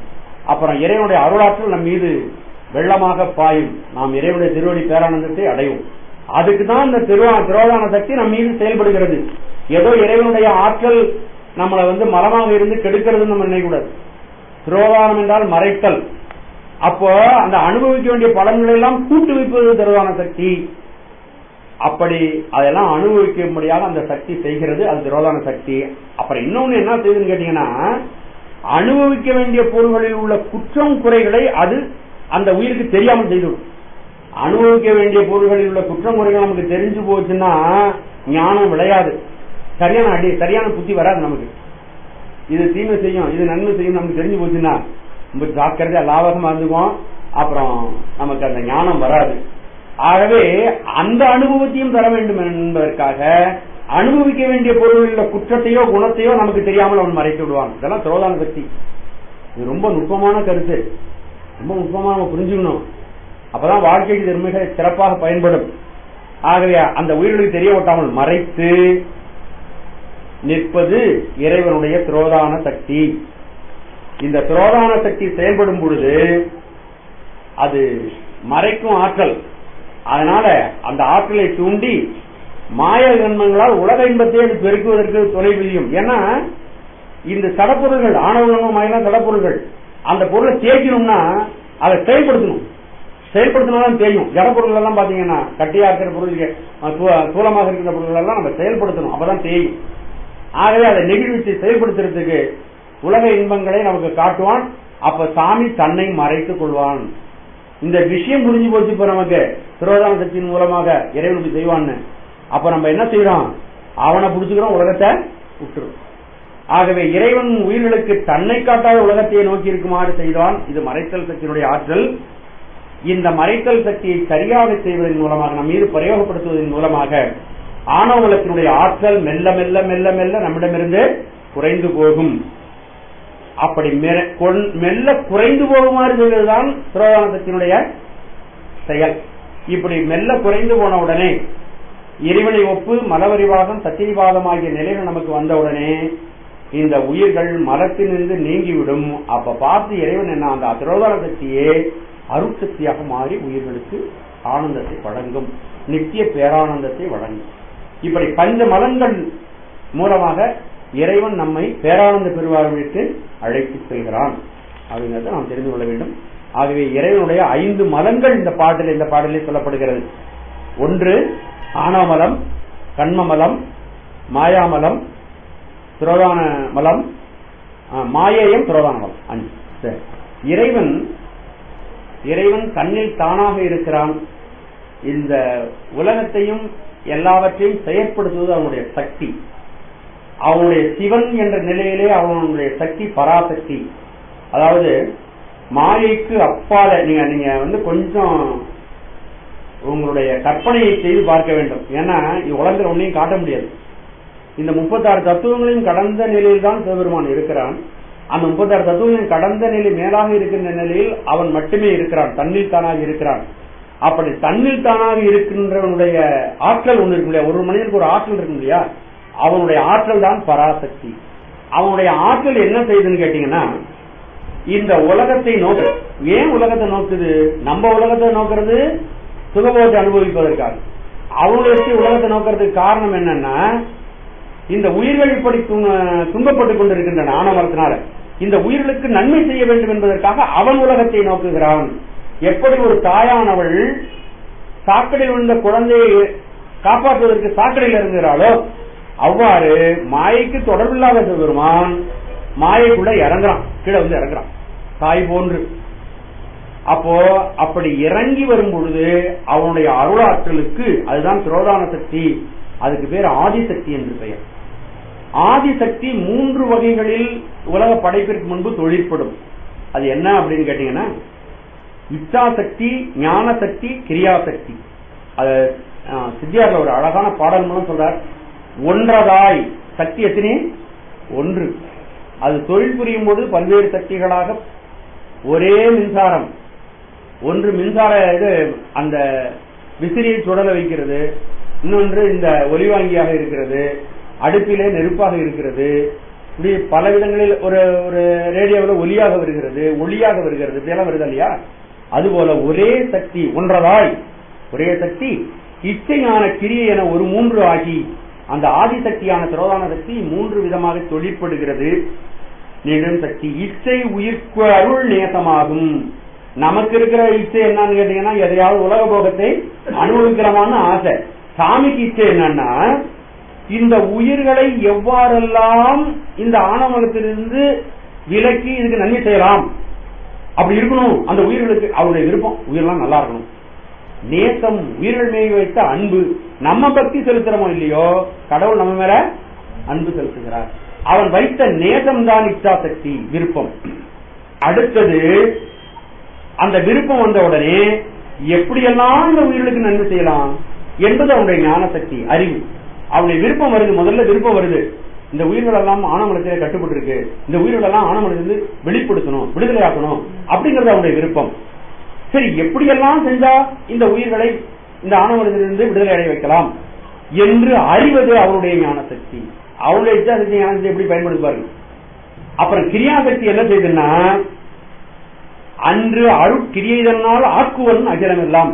சரி, இந்த உயிர்களுக்கு தனு கரண போன போகங்களை எல்லாம் படைச்சு கொடுக்கணும்னு அவன் எழுந்து வந்து இந்த உலகத்தை எல்லாம் சங்கற்பத்தினாலேயே, அவன் எழுந்து வந்து தெரியல, சங்கற்பத்தினாலேயே இந்த உலகத்தை எல்லாம் படைத்து தருகிறானே, அது அவனுடைய கிரியாசக்தி. நம்மிடம் இருக்கின்ற இச்சாசக்தி கிரியாசக்தி எப்படி செயல்படுதுன்னு பாருங்க. சாமி கிட்ட இருக்கிற இச்சாசக்தி கிரியாசக்தி ஞானசக்தி எவ்வாறு செயல்படுது. ஒன்றதாய் இச்சையான கிரியை என்று ஒரு 3 ஆகி நின்றிடும் சக்தி. இச்சை உயிர்க்கு அருள் நேசமாகும். நன்றெல்லாம் ஞான சக்தியால் நயந்து அறிவன் நாதன் அன்று அருட்கிரியதனால் ஆக்குவன் அகிலமெல்லாம். ஆகவே சிவபெருமான் இதற்காக பஞ்ச கிருத்தியங்களை செய்கிறான். சுருக்கமா சொல்றேன், இதெல்லாம் முதலே விரிவா செய்த சொன்ன விஷயங்கள். இதற்காக இறைவன் பஞ்ச கிருத்தியங்களை செய்கிறான். 5 ஐந்தொழிலை ஆற்றுகிறான். 3 விதமான ஐந்தொழில்கள் இருக்கின்றன. நம்ம பார்க்கிறது தூல ஐந்தொழில். இந்த உயிர்களெல்லாம் ஞானம் அடைவதற்காக தனு கரண புவன போகங்களை அவன் படைத்து தருகிறான். இந்த படைத்தல் எதற்கு படைக்கிறான் அப்படின்னா, இந்த ஆணவமலம் நம்மிடமிருந்து போக வேண்டும் என்பதற்காக படைக்கிறான். ஏன் காப்பாற்றி வைக்கிறான்? கொஞ்ச காலம் காப்பாற்றி வைக்கிறான். ஏன் காப்பாற்றி வைக்கிறான்? வினைகளை சரியான முறையில் அனுபவித்து அந்த வினைகளை தீர்க்க வேண்டும் என்பதற்காக. மறுபடியும் குறிப்பிட்ட காலம் வந்த உடனே ஒடுக்கி விடுறான். ஏன்? இந்த உயிர்கள் இந்த உலகத்துல பல்வேறு நிலைகளில் பல துன்பங்களில் உடலுகிறது. இந்த களைப்பு நீங்குவதற்காக, சற்று ஓய்வெடுப்பதற்காக அந்த உடலை ஒடுக்குகிறது. இந்த உலகத்தில் வாழும் பொழுது தன்னை மறைத்து உலகத்தை காட்டி இந்த ஆணவம் கண்ணும் மாயை 3 வலிமையை கெடுக்கிறான். அது மறைத்தல். இந்த மறைத்தல் தொழில் முடிஞ்ச உடனே உயிர்களுக்கு அருள் புரிய வேண்டி இருக்கிறது. அதனால அருளை தொழில் செய்யும். இப்படி பஞ்ச கிருத்தியங்களை அவன் செய்கிறான். இதெல்லாம் ஸ்தூல ஐந்தொழில்னு பேரு. படைத்தல், உயிர்களுக்காக தனு கரண புவன போகங்களை படைத்தல், காப்பாற்றுதல், அந்த படைத்தல் இதெல்லாம் படைத்து கொடுப்பது. அதோடு ஆணவமலம் நம்ம உயிரை விட்டு போக வேண்டும் என்பதற்கு ஆணவமல பரிவாகத்துக்காக படைக்கிறான். காப்பாற்றுதல், வினைகளை அனுபவிப்பு தீர்ப்பதற்காக, ஞானம் அடைவதற்காக காப்பாற்றுகிறான். களைப்பு நீங்குவதற்காக அவன் ஒடுக்குகிறான். மறைத்தல், ஞானம் வருவதற்காக இந்த உலகத்தில் தன்னை மறைத்து உலகத்தினுடைய இன்பங்களை பெருக்குகிறான். அருளல், இறைவன் அந்த உயிர் தூய்மை அடைந்த உயிரை தன்னுடைய திருவடியை தன்னுடைய சேர்த்துக் கொள்வதற்காக அவன் அருள் தொழிலை செய்கிறான். இது ஸ்தூல ஐந்தொழில். அழிப்பு, இதே சிங்கான போதத்தில் ஒரு பாடல் சொல்கிறது, அழிப்பு இழைப்பு ஆற்றல், ஒடுக்குதல் இழைப்பு ஆற்றல். இந்த உலகத்தில் எவ்வளவு துன்பப்படுறான், கொஞ்சம் உரைச்சு வேண்டாமா நமக்கு? அதுக்காக ஆக்கம் அவரவர் கண்மம் எல்லாம் கழித்தல். ஏன் படைக்கிறான்னா அவரவர் கண்மம் முழுதும் கழியும் வகையில் ஆணவமலமானது இந்த உயிரை விட்டு நீங்குவதற்காக அவன் படைக்கிறான். நுகரச் செய்தல் காப்பது, அவரவர் கண்மம் எல்லாம் கழித்தல், நுகரச் செய்தல் காப்பது. கண்மத்தை அனுபவிக்குமாறு, கண்மமலத்தை அனுபவிப்பதற்காக அவன் காப்பாற்றி வைக்கிறான். கண்ம ஒப்பில் தெளித்திடல் மனங்கள் எல்லாம் மறைப்பு, அதாவது இருவினை ஒப்பு வர வேண்டும் என்பதற்காக மறைக்கிறான். அருள் செய்திதானும், அதுக்கு அடுத்து அருள் தொழிலை செய்கிறான். பழிப்பு ஒளி, இதெல்லாம் பார்த்துட்டு கடவுள் என்ன இவ்வளவு தூரம் துன்பப்படுத்துறாருன்னு நினைக்காத, அப்படின்னு நினைச்சிட்டு அவரை பழிக்க வேண்டாம். துன்பம் ரொம்ப அதிகமான துன்பம் வந்தா கடவுளை பழிக்க வேண்டாம். பந்தம் வீடு, பந்தத்திலிருந்து விடுவிப்பதற்காகத்தான் பார்த்திடின் அருளே எல்லாம். இந்த சிவபெருமான் செய்கின்ற 5 தொழில்களும் நம் மீது கொண்ட கருணையின் காரணமாக, அன்பின் காரணமாகத்தான் இவற்றை செய்கிறான். இன்னும் 2 நடனம் இருக்கிறது. அது தேவைப்பட்ட நேரத்தில் விரிவா சொல்லுவோம். பேரை மட்டும் சொல்றேன். தூக்கும ஐந்தொழில் செய்கிறான். அந்த தூக்கும ஐந்தொழில் எப்போ செய்யறான் சாமின்னு கேட்டீங்கன்னா, பெருவழி காலத்தில் நிகழ்த்துகிறான். அந்த பெருவழி காலத்தில் நிகழ்த்தக்கூடிய அந்த செய்கை மணிவாசக பெருமான் நள்ளிருளில் நட்டம் பயின்றாடும் நாதனே. ஊழி காலத்துல எங்கும் பெருவெள்ளமாக சூழ்ந்திருக்கின்ற அந்த நேரத்தில் நல்ல இருட்டுல அங்க ஒளியுடைய பெருமான் நள்ளிருளில் நட்டம் பயின்றாடுகிறான். இந்த ஸ்தூல ஐந்தொழிலையும் அவர் சொல்லுகிறார். தில்லையுட் கூத்தனே தென்பாண்டி நாட்டானே, அது ஸ்தூல ஐந்தொழில். நள்ளிருளில் நட்டம் பயின்றாடு நாதனே என்பது தூக்கும ஐந்தொழில். இன்னொரு ஐந்தொழில் இருக்கிறது, அதிசூக்கும ஐந்தொழில். அது நனவு நிலையில் லலாடதானத்தில் முழு எல்லா கருவிகளும் ஏகிக் கொண்டிருக்கும் பொழுது சிவபெருமான் இந்த உயிரை இயக்குகின்ற இயக்கத்திற்கு அதிசூக்கும ஐந்தொழில். அதையும் கூட மணிவாசக பெருமான் சொல்லுகின்றார். தில்லை மூதூர் ஆடிய திருவடி பல்லுயிரெல்லாம் பயின்றனாகி. சிவபெருமான் ஸ்தூல ஐந்தொழிலை தில்லையிலிருந்து செய்கிறான். அதிசூக்கும ஐந்தொழிலை நம்முடைய லலாட தானத்திலிருந்து நெற்றியின் நடுவிலிருந்து அவன் இயக்கி நம்மை இயக்குகிறான்.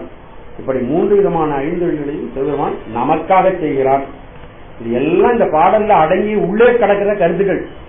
அதை வெளியில கொண்டு வந்து நம்ம ஓரளவு நாம் சிந்தித்தோமானால் நம்முடைய கடைத்தேற்றத்துக்கு மிக உதவியாக இருக்கும். ஆகவே இந்த பாடலை மறுபடியும் ஒரு தடவை பார்த்துடலாம். நெல்லிற்கு உமியும் நிகழ் செம்பிற் களிம்பும் சொல்லில் புதிதன்று தொன்மையே வள்ளி மலகன்னும் அன்று உளவாம் வள்ளலால் பொன்வாள் அலற்றோகும் செய் கமலத்து. அவனுடைய சன்னிதானத்தில் இவைகளெல்லாம் தொழிற்பட்டு உயிர்கள் ஞானத்திற்கு தகுதியாகும் அப்படிங்கிறது இந்த பாடலுடைய செய்தி. இதற்கு அடுத்தபடியாக அடுத்த அதிகரணம், இரண்டாவது சூத்திரம், 3வது அதிகரணம். 2வது அதிகரணம் 20 அதிகரணம் முடிச்சிருக்கிறோம். 2வது சூத்திரம் 3வது அதிகரணம் பார்க்க இருக்கிறோம். இந்த அதிகரணம் போக்குவரவு புரிய, உயிர்கள் இறந்தும் பிறந்தும் உடலும்படி செய்து அப்படின்னு பொருள். உயிர்கள் பிறந்தும் இறந்தும் உடலும்படி செய்து. போக்குன்னா இறத்தல், வரவுன்னா பிறத்தல். அப்போ இறந்து பிறந்து உடலும்படி இந்த உலகத்திலே செய்து இறைவன் அப்படித்தான் செய்கிறான். போக்குவரவு புரிய அதனுடைய பொருள் இது. அதுக்கு அடுத்து அதுக்குரிய மேற்கோள், இவ் ஆன்மாக்கள் மாறி பிறந்து வரும், மாறி பிறந்து வரும் அப்படிங்கிறது அதுக்குரிய மேற்கோள். மாறின்னா இறத்தல், அதுக்கு பொருள் உங்க புத்தகத்தில் இருக்கு. மாறி பிறந்து இறந்து பிறந்து வரும், மாறிய பின்பு பிறந்து வரும். இந்த உடம்பு மாறிய பின்பு மறுபடியும் பிறந்து வரும். இது தொடர் நிகழ்ச்சியாக நிகழ்கிறது, தொடர்ந்து நிகழ்கிறது. போக்குவரவு புரிதல் என்பது தொடர்ந்து நிகழ்கிறது. அதுக்குரிய ஏது தோற்றமும் ஈரும் உள்ளதற்கல்லது உலகாதல் இன்மையான். ஒரு தோற்றமும் முடிவும், ஈருன்னா முடிவு, அது உள்பொருளுக்கே தான், உள்ள பொருள் தான் தோன்ற முடியும். தோன்றிய பொருள் தான் மறைய முடியும். மறுபடியும் தோன்றுவது எதிலிருந்து தோன்றும்? எது மறைந்ததோ அதுவே தோன்றும். இப்ப நான் தண்ணீர் உதாரணம் சொன்னோம் பாத்தீங்களா, தண்ணீர் மறுபடியும் காற்று, ஹைட்ரஜனும் ஆக்சிஜனும் சேர்ந்தது காற்று, இது தண்ணீர். அந்த தண்ணீர் மறுபடியும் ஆவியாகி அதே ஹைட்ரஜனும் ஆக்சிஜனாக மாறிடும். மறுபடியும் மீண்டும் அதை சுருக்கினால் தண்ணீராக மாறும். உள்ள பொருள் எங்கேயும் போகாது. சூனியத்திலிருந்து எந்த பொருளையாவது உண்டு பண்ண முடியுமான்னா உண்டு பண்ணவே முடியாது, யாராலும் முடியாது. கடவுள் கூட அதை செய்ய மாட்டார். சூனியத்திலிருந்து உண்டு பண்ண முடியாது. ஆகவே உள்ள பொருள் தான் தோன்றும், இல்லாத பொருள் தோன்றாது. தோற்றமும் ஈரும் உள்ளதற்கல்லது உலகாதல் இன்மையான். தோன்றுவதும் அழிதலும் ஆகிய இயல்புகள் உள்பொருளுக்கு உண்டே தவிர இல்பொருளுக்கு இல்லை. அப்ப சூனியத்திலிருந்து இந்த உலகம் தோன்றுமா அப்படின்னு கேட்டா சூனியத்திலிருந்து இந்த உலகம் தோன்றாது. இந்த உலகத்திற்கு முதற் பொருளாக இருப்பது எது? மாயை. மாயை என்ற நுண்ணிய ஆற்றில் இருந்தால் இந்த உலகம் தோன்றுகிறது. அதுதான் இந்த செய்தி சொல்லுகிறது. இந்த உயிர்கள் மாறி மாறி பிறந்து வரும்.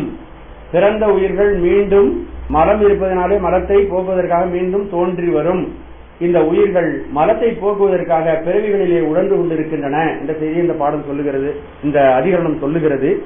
பிறவிகள் இல்லைன்னு சொல்றாங்க, ஆனால் பிறவிகள் உண்டு என்று நம்முடைய சைவம் உறுதியாக சொல்லுகிறது. திருவள்ளுவர் பெருமான் அதை சொல்லுகிறார். உறங்குவது போலும் சாக்காடு, உறங்கி விழிப்பது போலும் பிறப்பு. ஆக பிறப்பு இறப்பு என்பது உண்டு. மணிவாசக பெருமான் உங்களுக்கு தெரியும், புகழ்பெற்ற வரிகள். புல்லாய் பூடாய் புழுவாய் மரமாகி பல்விருகமாய் பறவையாய் பாம்பாய் கல்லாய் மனிதராய் பேயாய் கணங்களாய் வல்ல அசுரராய் முனிவராய் தேவராய் செல்லாநின்றைய தாவர சங்கமத்துள் எல்லா பிறப்பும் பிறந்தழைத்தேன் எம்பெருமான். மறுபிறப்பு இல்லனும் மடவோர். மறுபிறப்பு இல்ல, பிறவியே கிடையாது, இது ஒன்னோட சரியா போச்சுன்னு சொன்னா அவன் யாரா? பரிபாடம் சொல்லுகிறது நம்முடைய சங்க இலக்கியம். மடவோர். ஆகவே நாம் பிறந்தும் இறந்தும் வருகிறோம். இந்த சர்க்காரியவாதம் என்பது சைவ சித்தாந்தத்தில் ரொம்பவும் மிகச்சிறந்த ஒரு விஞ்ஞான கொள்கை. பல விஞ்ஞான கொள்கைகளை தண்டத்தை அடக்கி வச்சிருக்கு நம்முடைய சைவ சித்தாந்தம். அதில் சர்க்காரியவாதம் என்பது ஆரம்பத்திலே கூட உங்களுக்கு சொல்லியிருக்கேன். இல்லது தோன்றாது, உள்ளதே தோன்றும், ஆற்றலின் அழிவின்மை கோட்பாடு அப்படின்னு சொல்லியிருக்கோம் இல்லையா? உள்ள காரணத்தில் உண்டாம் காரியம் உதிக்கும் அப்படின்னு சிறுதியான சித்தியார் சொல்லுகிறது. தாவில் சர்க்காரிய தாய். சர்க்காரியம் என்பது ரொம்ப அடிப்படையான ஒரு செய்தி சைவத்தானத்துக்கு. கெடுதல் இல்லாத சர்க்காரியத்தையே இயல்புடையதாய், சர்க்காரிய இயல்பை அடிப்படையாக கொண்டதாய் நம்முடைய சைவத்தானம் இருக்கிறது. சிவஞான முனிவரோட செய்தி சொல்லுகிறார், காரணம் காரியம் இரண்டும் உள்பொருளையாய், காரணமும் காரணத்திலிருந்து காரியம் தோன்றி வருகிறது. மண்ணு காரணம், அந்த காரணத்திலிருந்து காரியம் எது? குடம், அடுப்பு, குடம் எல்லாம். அப்ப காரணத்தில் இருந்தால் காரியம் வர முடியும், காரணம் இல்லாததால் காரியம் தோன்ற முடியாது. அந்த காரணத்தில் இருந்து ஒரு காரியம் ஒரு கர்த்தாவினால் தான் உண்டாகும். கர்த்தா இல்லாட்டி காரியம் உண்டாகாது. இதெல்லாம் சர்க்காரியவாதத்தினுடைய அடிப்படை. உள்ளது தோன்றும், இல்லது இல்லாதது தோன்ற முடியாது. இன்னொன்னு என்னன்னு கேட்டீங்கன்னா, எதில் எது உள்ளதோ அதில் அது தோன்றும். புரியலையா? இப்போ மண்ணிலே குடம் மறைந்திருக்கிறது, சூக்கமாக இருக்கிறது. குயவர் அதை வெளிப்படுத்துகிறார். மண்ணிலே இருக்கின்ற குடத்தை வெளிப்படுத்த, ஒரு பஞ்சிலே ஆடை மறைந்திருக்கிறது, அதைத்தான் அவர் வெளிப்படுத்துகிறார். முன்னாடியே ஆடை இருக்கிறது, அது அதுல இல்லைன்னா அதுல இருந்து வெளிப்படுத்த முடியாது. சரி, தண்ணீர்ல இருந்து குடம் எடுக்க முடியுமா? குடம் கொண்டு வர முடியுமா? ஏன்? தண்ணியில சூற்றமா அது இல்ல, குடம் இல்ல. மண்ணுல தான் சூற்றமா குடம் இருக்கு. இதெல்லாம் ரொம்ப அற்புதமான, இதெல்லாம் நம்ம சாதாரண கிடைக்க முடியாத ஒரு அற்புதமான அறிவியல் செய்திகள். எது எது எதில் இருக்கிறதோ அதுதான் அதிலிருந்து வரும். இப்ப புரியும். மண்ணில் குடம் சூற்றமாக மறைந்து இருக்கிறது. ஆக மண்ணில் இருந்து குடத்தை குயவன் வெளியே கொண்டு வருகிறார். பஞ்சில் ஆடை மறைந்து இருக்கிறது, நெசவாளி பஞ்சில் இருந்து ஆடையை வெளியே கொண்டு வருகிறார். அப்ப அது முன்னாடியே இருக்கு, எல்லாமே இருக்கு. உள்ளதுதான் தோன்றும், இல்லாதது தோன்றாது. இதுதான் தற்காரியவாதம். சத்துன்னா உள்ளது, காரியம்னா செய்யப்படு பொருளாய் தோன்றுதல், காரிய பொருளாய். ஒரு காரிய பொருள் அப்படின்னா உள்ள பொருள் ஒருவனால் செயற்படுத்தப்பட்டிருக்கிறது அப்படின்னு அர்த்தம். அதுக்கு ஒரு பொருள் தோன்றி வருதுன்னா தோன்றுவதற்கு முன்பேயும் அது இருந்தது அப்படின்னு நம்ம புரிஞ்சுக்கணும். குடமாகிய காரியம் தோன்றுவதற்கு முன்னே அது மண்ணில் அந்த குடம் இருந்தது. புலனாகாத நிலையில் இருந்த குடம் ஒரு குயவனால் நம்ம கண்ணுக்கு புலனாகி வருது. சாமி அதுதான் செய்யறார் சிவபெருமான். மணிவாசகர் அதையும் சொல்லுகிறார். கண் முதல் புலனால் காட்சியும் இல்லோன், விண் முதல் பூதம் வெளிப்பட வகுத்தோன். கண் முதல் புலன், நம்ம இந்த சைவ சித்தாந்த அறிவோட அந்த தேவார திவாசங்களை பார்க்கணும். அப்பதான் பொருள் முழுசா நமக்கு கைக்கு வரும். கண் முதல் புலனால் காட்சியும் இல்லோன், நம்முடைய கண்களால் அவனை பார்க்க முடியாது, பதிஞானத்தினால் ஒன்றால் தான் பார்க்க முடியும் அவனை. அந்த சிவபெருமான் விண்முதல் பூதம், விண் ஆகாயம் முதலாகிய பூதங்களை வெளிப்பட வகுத்திருக்கிறான். நாம் தெரியுமாறு கண்ணுமாறு அவன் அதை வகுத்து கொடுத்திருக்கிறான். அது முன்னாடியே சூட்சமாக இருந்தது, மாயையில் இருந்தது. ஆகாயம் மாயைக்குள்ள கடந்துச்சு, மண்ணு மாயைக்குள்ள கடந்துச்சு, காற்று மாயைக்குள்ள கடந்தது, நெருப்பு மாயைக்குள்ள கடந்தது, எல்லாம் பஞ்சபூதமும் அதுக்குள்ள கடந்தது. எல்லாவற்றையும் அவன் தான் வெளிப்படுத்தி கொண்டு வந்தான். கண்முதல் புலனால் காட்சியும் இல்லோன், விண்முதல் பூதம் வெளிப்பட வகுத்தோன். புலனாகாத நிலையில் உள்ளது புலப்படும் நிலைக்கு வரும்பொழுது பொருள் தோன்றுகிறது, இருக்குன்னு சொல்றோம். ஆகவே அழிவு என்பது, அழிவுன்னா என்ன? இப்ப புலனாகின்ற நிலை, இந்த பொருளுக்கு அழிவு. ஒரு பொருள் நம்ம கண்ணுக்கு எதிரே இருக்கிறது, இந்த பொருள் அழிந்து போகிறது அப்படின்னா புலனாகின்ற நிலையிலிருந்து புலனாகாத நிலைக்கு போயிடுச்சுன்னு அர்த்தம். ஒழிக்க முடியாது, அழிக்க முடியாது. மறுபடியும் வருதுன்னா அந்த புலனாகாத நிலையிலிருந்து மீண்டும் புலனாகி வந்திருக்கு. எந்தெந்த பொருள் எந்தெந்த பொருளிலிருந்து தோன்றி வருதோ அந்தந்த பொருள் அந்தந்த பொருளிலே சென்று அடங்கும். சட்டியில் இருந்தால்தான் அகப்பையில் வரும். சுலபமா புரிஞ்சுக்கலாம். உள்ளது போகாது, இல்லது வாராது அப்படிங்கறத தற்காரியவாதம். நல்லா தெளிவா அடிப்படையா வச்சுக்கணும். அதான் சொல்றாரு ஏதுவில தோற்றமும் ஈரும் உள்ளதற்கல்லது உலகாதல் இன்மையான். இப்படியே சொல்லி விட்டுட்டோம்னா உங்களுக்கு புரியாது. அதுக்காக உங்களுக்கு அந்த தற்காரியவாதத்தை இது ரொம்ப முக்கியமானது. அந்த சிவபெருமான், அந்த நம்முடைய முதல் சூத்திரத்தில் வருகின்ற சிவா துவிதம் அவையே தானேயாய், உங்களுக்கு சொன்ன இல்லையா, முதல் வகுப்புல சொல்லியிருக்கேன், அதை பத்தி விரிவா சொல்லியிருக்கேன். அதெல்லாம் யாருக்கும் கிடைக்காத ஞான அமுதம். அதெல்லாம் நம்ம வாழ்க்கையில கை கொண்டோமானால் நம்ம இந்த பிறவிலேயே இறைவனுடைய சாயுச்சியம்னு சொல்றோம் இல்லையா, 4வது நிலை, அந்த சாயுச்சியம் நமக்கு இப்பவே சேரும். இந்த இதற்குரிய உதாரண வெண்பா 13வது உதாரண வெண்பா, அதை பார்க்கலாம். கண்ட நனவை கனவு உணர்வின் தான் மறந்து விண் படர்ந்து அத்தூடு வினையினால் கண் செவி கெட்டு உள்ளதே தோற்ற உளம் அணுவாய் சென்று மனம் தள்ள விழும் கருவில்தான். கண் செவி கெட்டு, கண்ணு செவி இதெல்லாம் அழிந்து இந்த கண்ணு செவி முதலான கருவிகளை உடைய இந்த உடம்பானது கெட்டுன்னு அர்த்தம். கண் செவி கெட்டுன்னா கண்ணு முதலான செவி உறுப்புகள் யாவும் அழிந்து உள்ளதே. சரி, இப்ப பருவுடம்பு, நமக்கு பருவுடம்பு தூள உடம்பு அன்னமய கோஷம்னு சொன்னோம் இல்லையா, அதுல எத்தனை கருவிகள் இருந்துச்சு? 15 கருவிகள் இருந்துச்சு. அறிகருவிகள், செயற்கருவிகள், 5 பூதங்கள். இந்த அப்பருவுடம்பு அழிஞ்சு போகும் பொழுது மிச்சம் என்ன இருக்கும் நம்மகிட்ட? 4 உடம்பு, சூக்கும உடம்பு. அந்த கடைசியில சூக்கும உடம்பு, அதனால சூக்கும உடம்பு இருக்கு அப்படின்னு சொல்லுவாங்க. ஆனா சூக்கும உடம்பு தனியா இருக்காது. அதுக்கு முன்னாடி எத்தனை உடம்பு இருக்கு? காரண சரீரம், கஞ்சுக சரீரம், குணசரீரம், சூக்கும சரீரம், 4 சரீரம். நம்ம இறந்து போனோம்னா, நம்ம இறந்து போயிட்டோம்னு நம்ம உடம்பு தான் மேல இருக்கிற 15 கருவிகள் தான் மறைஞ்சு போச்சு, ஒடுங்கி போச்சு. அதுவும் மீண்டும் அதுவா மாறிடும். இப்போ நம்ம இறந்து போன உடனே சூக்கும உடம்புடன் நம்ம இருப்போம். இப்போ இன்னொரு முக்கியமான ரகசியம் இருக்கு. சூக்கும உடம்புல 8 கருவிகள் இருக்குன்னு பார்த்தோம்.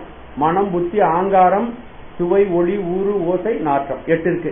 அதுல இந்த புத்தி தத்துவம் இருக்கு பாத்தீங்களா, நாம் பருமையா செஞ்ச வினையெல்லாம் இருக்கு இல்லையா, கடவுள் என்ன பண்றாரு, எல்லாத்துக்கும் ஒரு கணக்கு வச்சிருக்காரு. வினையை கொண்டு எங்க வைப்பாரு அவருன்னு கேட்டீங்கன்னா, அவரு தான் பொட்டியில வச்சுக்க மாட்டாரு. நம்ம உயிரிலே வச்சு உடம்புல அந்த சூக்கும சரீரத்திலே வச்சிருவாரு. புத்தி தத்துவத்தில் நம்முடைய வினையினுடைய பதிவே அங்க வச்சிருப்பாரு. நம்ம எங்க போனாலும் சுமையோட போயிட்டு இருக்கோம். நாம் சுமையோடு சென்று கொண்டே இருப்போம். அந்த புத்தி தத்துவத்துல அதோடய நம்ம போயிட்டே இருப்போம். நமக்கு இருக்கக்கூடியது சூக்ஷ்ம சரீரம். அந்த சூக்ஷ்ம சரீரத்தோட நம்ம போயிட்டே இருப்போம். உள்ளதே அந்த பரு உடம்பு போல அழியாது நம்ம கடைசி வரலாம் இறைவனை சேர்கின்ற வரையிலும் நம்மோட சூக்கும உடம்பு இருக்கும். உண்மை. பரு உடம்பு மட்டும்தான் நம்மை விட்டு போகும். கடவுள் முதல் 5 சரீரம் கொடுக்கிறார்.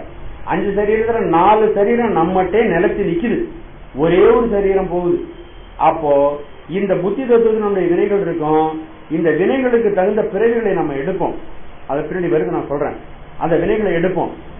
அந்த வினைகளுக்கு தகுந்த மாதிரி பிறவிகளை எடுத்து நாம் இன்ப துன்பங்களில் உடன்று எல்லாம் உடன்று இறைவனுடைய அருளாலாம் நமக்கு கிடைச்சு நம்ம இந்த வினைகளில்தான் நீங்கி மலபரிவாகம் வந்து நம்ம சக்தியினுடைய அருளாற்றலின் துணை கொண்டு நாம் இறைவனை அடையிற வரையிலும் இறைவனை போய் நம்ம அடையிற வரையிலும் இந்த சூக்ம சரீரம் நம்ம விட்டு போகவே போகாது. ஸ்தூல சரீரம் மட்டும் மாறிக்கிட்டே இருக்கும். அச்சு மாறுதல்னு சொல்லுவாங்க. அச்சு மாறுதல் நம்முடைய இருக்கக்கூடிய சூக்ம சரீரம் அப்படியே நாளும் இருக்கும். ஒன்னே ஒண்ணு மாறிட்டு இருக்கும். ஸ்தூல சரீரம் மட்டும் மாறிக்கிட்டே இருக்கும். வினைக்கு தகுந்த கூட மாறி மாறி மாறி பெருக்கெடுத்துட்டே போயிட்டு உள்ளதே. அந்த கண் செவி கெடும் பொழுது அந்த பரு உடம்பு போல அழியாது நாம் இறைவனை அடைகின்ற வரையிலும் இருப்பதாகிய நுண்ணுடம்பு. அது என்ன உடம்பு? அது சூக்கும உடம்பு. சூலமாம் உருவினுக்கு சூக்குமம் முதல். இந்த சூல உடல், இந்த உடலுக்கு எது முதல்? சூக்கும உடல் தான் முதல். அதுதான் அந்த சூல உடலை தோற்றுவித்துக் கொண்டிருக்கிறது. அந்த சூக்கும உடம்பு அந்த 4 உடம்பும் போயிடுச்சுன்னு வச்சுங்க, திரும்பி அந்த முதல்ல உண்டு பண்ணி தான் இந்த பரு உடம்பா கடவுள் உண்டு பண்ணிருக்கான். முதல்ல உங்களுக்கு சொல்லியிருக்கேன். தோற்ற சொர்க்கம் அல்லது நரகம் ஆகிய உலகிற்கு உரிய வேறு உடம்பை தன்னிடத்தில் நின்றும் தோற்றுவிக்க சொர்க்கம் நரகம் ஆகிய இடங்களுக்கு நாம் செல்கிறோம். அதாவது இந்த சூக்கும சரீரம் ரொம்ப முக்கியமானது. இறைவன் ஸ்தூலமாம் உருவினுக்கு சூக்குமம் முதல். அந்த சூக்கும உலகிற்கு எது முதல் சொல்லுங்க பார்க்கலாம். சூக்கும உலகத்திற்கு எது முதலாக இருக்கிறது? சும்மா ஒரு கேள்விதான், அது உங்களுக்கு புரிஞ்சு நினைவு வச்சிருக்கீங்களான்னு. சூக்கும உலகம் எந்த மாயிலிருந்து வந்திருக்கு? எந்த மாயிலிருந்து வந்திருக்கு? மனம், புத்தி, அகங்காரம் இதெல்லாம் பிரகிருதி மாயை.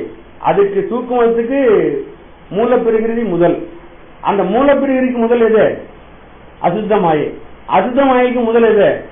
சுத்த மாயை. சூலமாம் உருவினுக்கு சூக்கும் முதல். அதற்கு மூலம் மான், அதற்கு மூலம் மோகினி, அதன் முதல் தான் மேலதாம் இந்து சக்தி.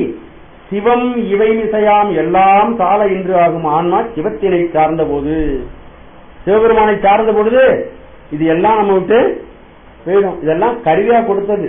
சூலதேகம் வரையிலும் கருவியா கொடுத்தது. அதெல்லாம் போயிடும் அப்படின்னு சொல்லி இது சொல்றாங்க. இந்த உயிரானது இறந்த பிறகு என்ன நிகழும் அப்படிங்கறத சாத்திரம் நமக்கு சொல்லுகிறது. இந்த பரு உடம்பிற்கு பூத சரீரம்னு பேரு. பஞ்சபூதங்களினால் ஆக்கப்பட்டது பூத சரீரம். பஞ்சபூதங்களும் பரிணமித்து வந்ததுனால இதுக்கு பூத சரீரம்னு பேரு. அடுத்தது இந்த பூத சரீரம் கடந்து போன உடனே நம்ம எங்க போறோம்னு கேட்டீங்கன்னா, சொர்க்கத்திற்கோ அல்லது நரகத்திற்கோ அல்லது சில காலம் அப்படியே கல்லு போல கிடக்கிறது. அதுதான் மணிவாசக பெருமான் கல்லாய் மனிதராய் கல்லாய் அப்படின்னு சொல்றாரு. கல்லு ஒரு பிறப்பு. என்ன பிறப்புன்னா, நம்ம சொர்க்கத்துக்கும் போகாம நரகத்துக்கும் போகாம திருப்பி மனித பிறப்புக்கும் இந்த பிறவிகளுக்கும் வராம சில காலம் நம்ம செய்த கடுமையான கொடுமையான வினைகளுக்கு தகுந்தது போல பாராணம் போல் நாம் கிடப்போம். அதைத்தான் மணிவாசக பெருமான் கல்லாய். இது யாரும் சரியான பொருள் சைவத்தான் தெரிஞ்சா அந்த பொருள் நல்லா தெரியும் நமக்கு. அப்ப சொர்க்கத்துக்கு போறோம். சொர்க்கத்துக்கு போகும்போது இந்த உடம்பை எடுத்துட்டு போலாமா? முடியாது. அப்போ இந்த பூதங்களினால் ஆகிய பூத சார சரீரம் என்ற ஒளி உடம்பை இறைவன் தருகிறான். நம்ம புண்ணிய பலனை அனுபவிக்கணும், அதுக்கு தகுந்த உடம்பு. இந்த உடம்பு நம்மளால அனுபவிக்க முடியாது. ஒரு முனிவர் என்ன பண்றாரு, தாம்பத்திய இன்பத்தை அனுபவிக்க வேண்டும் அப்படின்னு நினைக்கிறாரு. எந்த உருவம் எடுத்தால் தாம்பத்திய இன்பத்தை அனுபவிக்கலாம்னு பாக்குறாரு. மான் வடிவம் அப்படின்னு. அதுபோல ஒவ்வொரு உடம்பும் ஒரு ஒரு ஆற்றலில் இருந்திருக்கும். பாத்தீங்கன்னா எலிக்கு பாத்தீங்கன்னா ஏதாவது நாம் மூடி வச்சிருக்க பொருளோட அது வாசனையில கண்டுபிடிச்சு வந்துடும். எறும்பு சீனி எந்த இடத்துல இருக்கோ தெரிஞ்சு வந்துடும். நம்மளோட அவைகளுக்கெல்லாம் ஆற்றல். அப்போ ஒவ்வொரு உடலுக்கும் ஒரு ஆற்றல் இருக்கிறது. ஆகவே நாம் சொர்க்கத்தில் அனுபவிக்கக்கூடிய சுக புண்ணிய போதங்களை அனுபவிப்பதற்கு இந்த பூத சரீரம் பயன்படாது. இந்த பூத சரீரத்தை விட்டு நம்ம பூதங்களினுடைய சாரங்களினால் ஆக்கப்பட்ட ஒளி உடம்பு, அந்த உடம்பை இறைவன் தருகிறான். பூத சார சரீரம் அது பஞ்சபூதங்களுடைய சாரங்களினால் ஆக்கப்பட்டது. அதற்கு அடுத்தபடியாக நம்ம நரகத்துக்கு போறோம்னா அந்த பூத சார சரீரத்தை எடுத்துக்கிட்டு அந்த சொர்க்கத்தில் இருந்த உடம்பை எடுத்துக்கிட்டு போக முடியாது. அங்க போனா அந்த துன்பத்தை நம்மளால அனுபவிக்க முடியாது. அப்ப அங்க நரகத்திற்கு போகும் பொழுது அது இந்த துன்பத்தை அனுபவிப்பதற்கென்றே ஒரு சரீரம், அதுக்கு யாதனா சரீரம் என்று பெயர். யாதனா சரீரம் வேதனை அல்லது துன்பத்தை அனுபவிப்பதற்குரியது. நரகத்தில் துன்பத்தை இந்த மூன்றுக்கும் போகாம ஒரு உயிர் உடலை விட்ட பிறகு மற்றொரு உடலை பெறுதலும் உண்டு, சொர்க்கத்திற்கு போதலும் உண்டு, நரகத்திற்கு போதலும் உண்டு. எங்கேயும் போகாம அந்த கொடிய வினைகள் செய்தவர்கள் பாடாளம் போல் கிடப்பதும் உண்டு. நான் எல்லாம் ஆதாரத்தோட சொல்றேன்.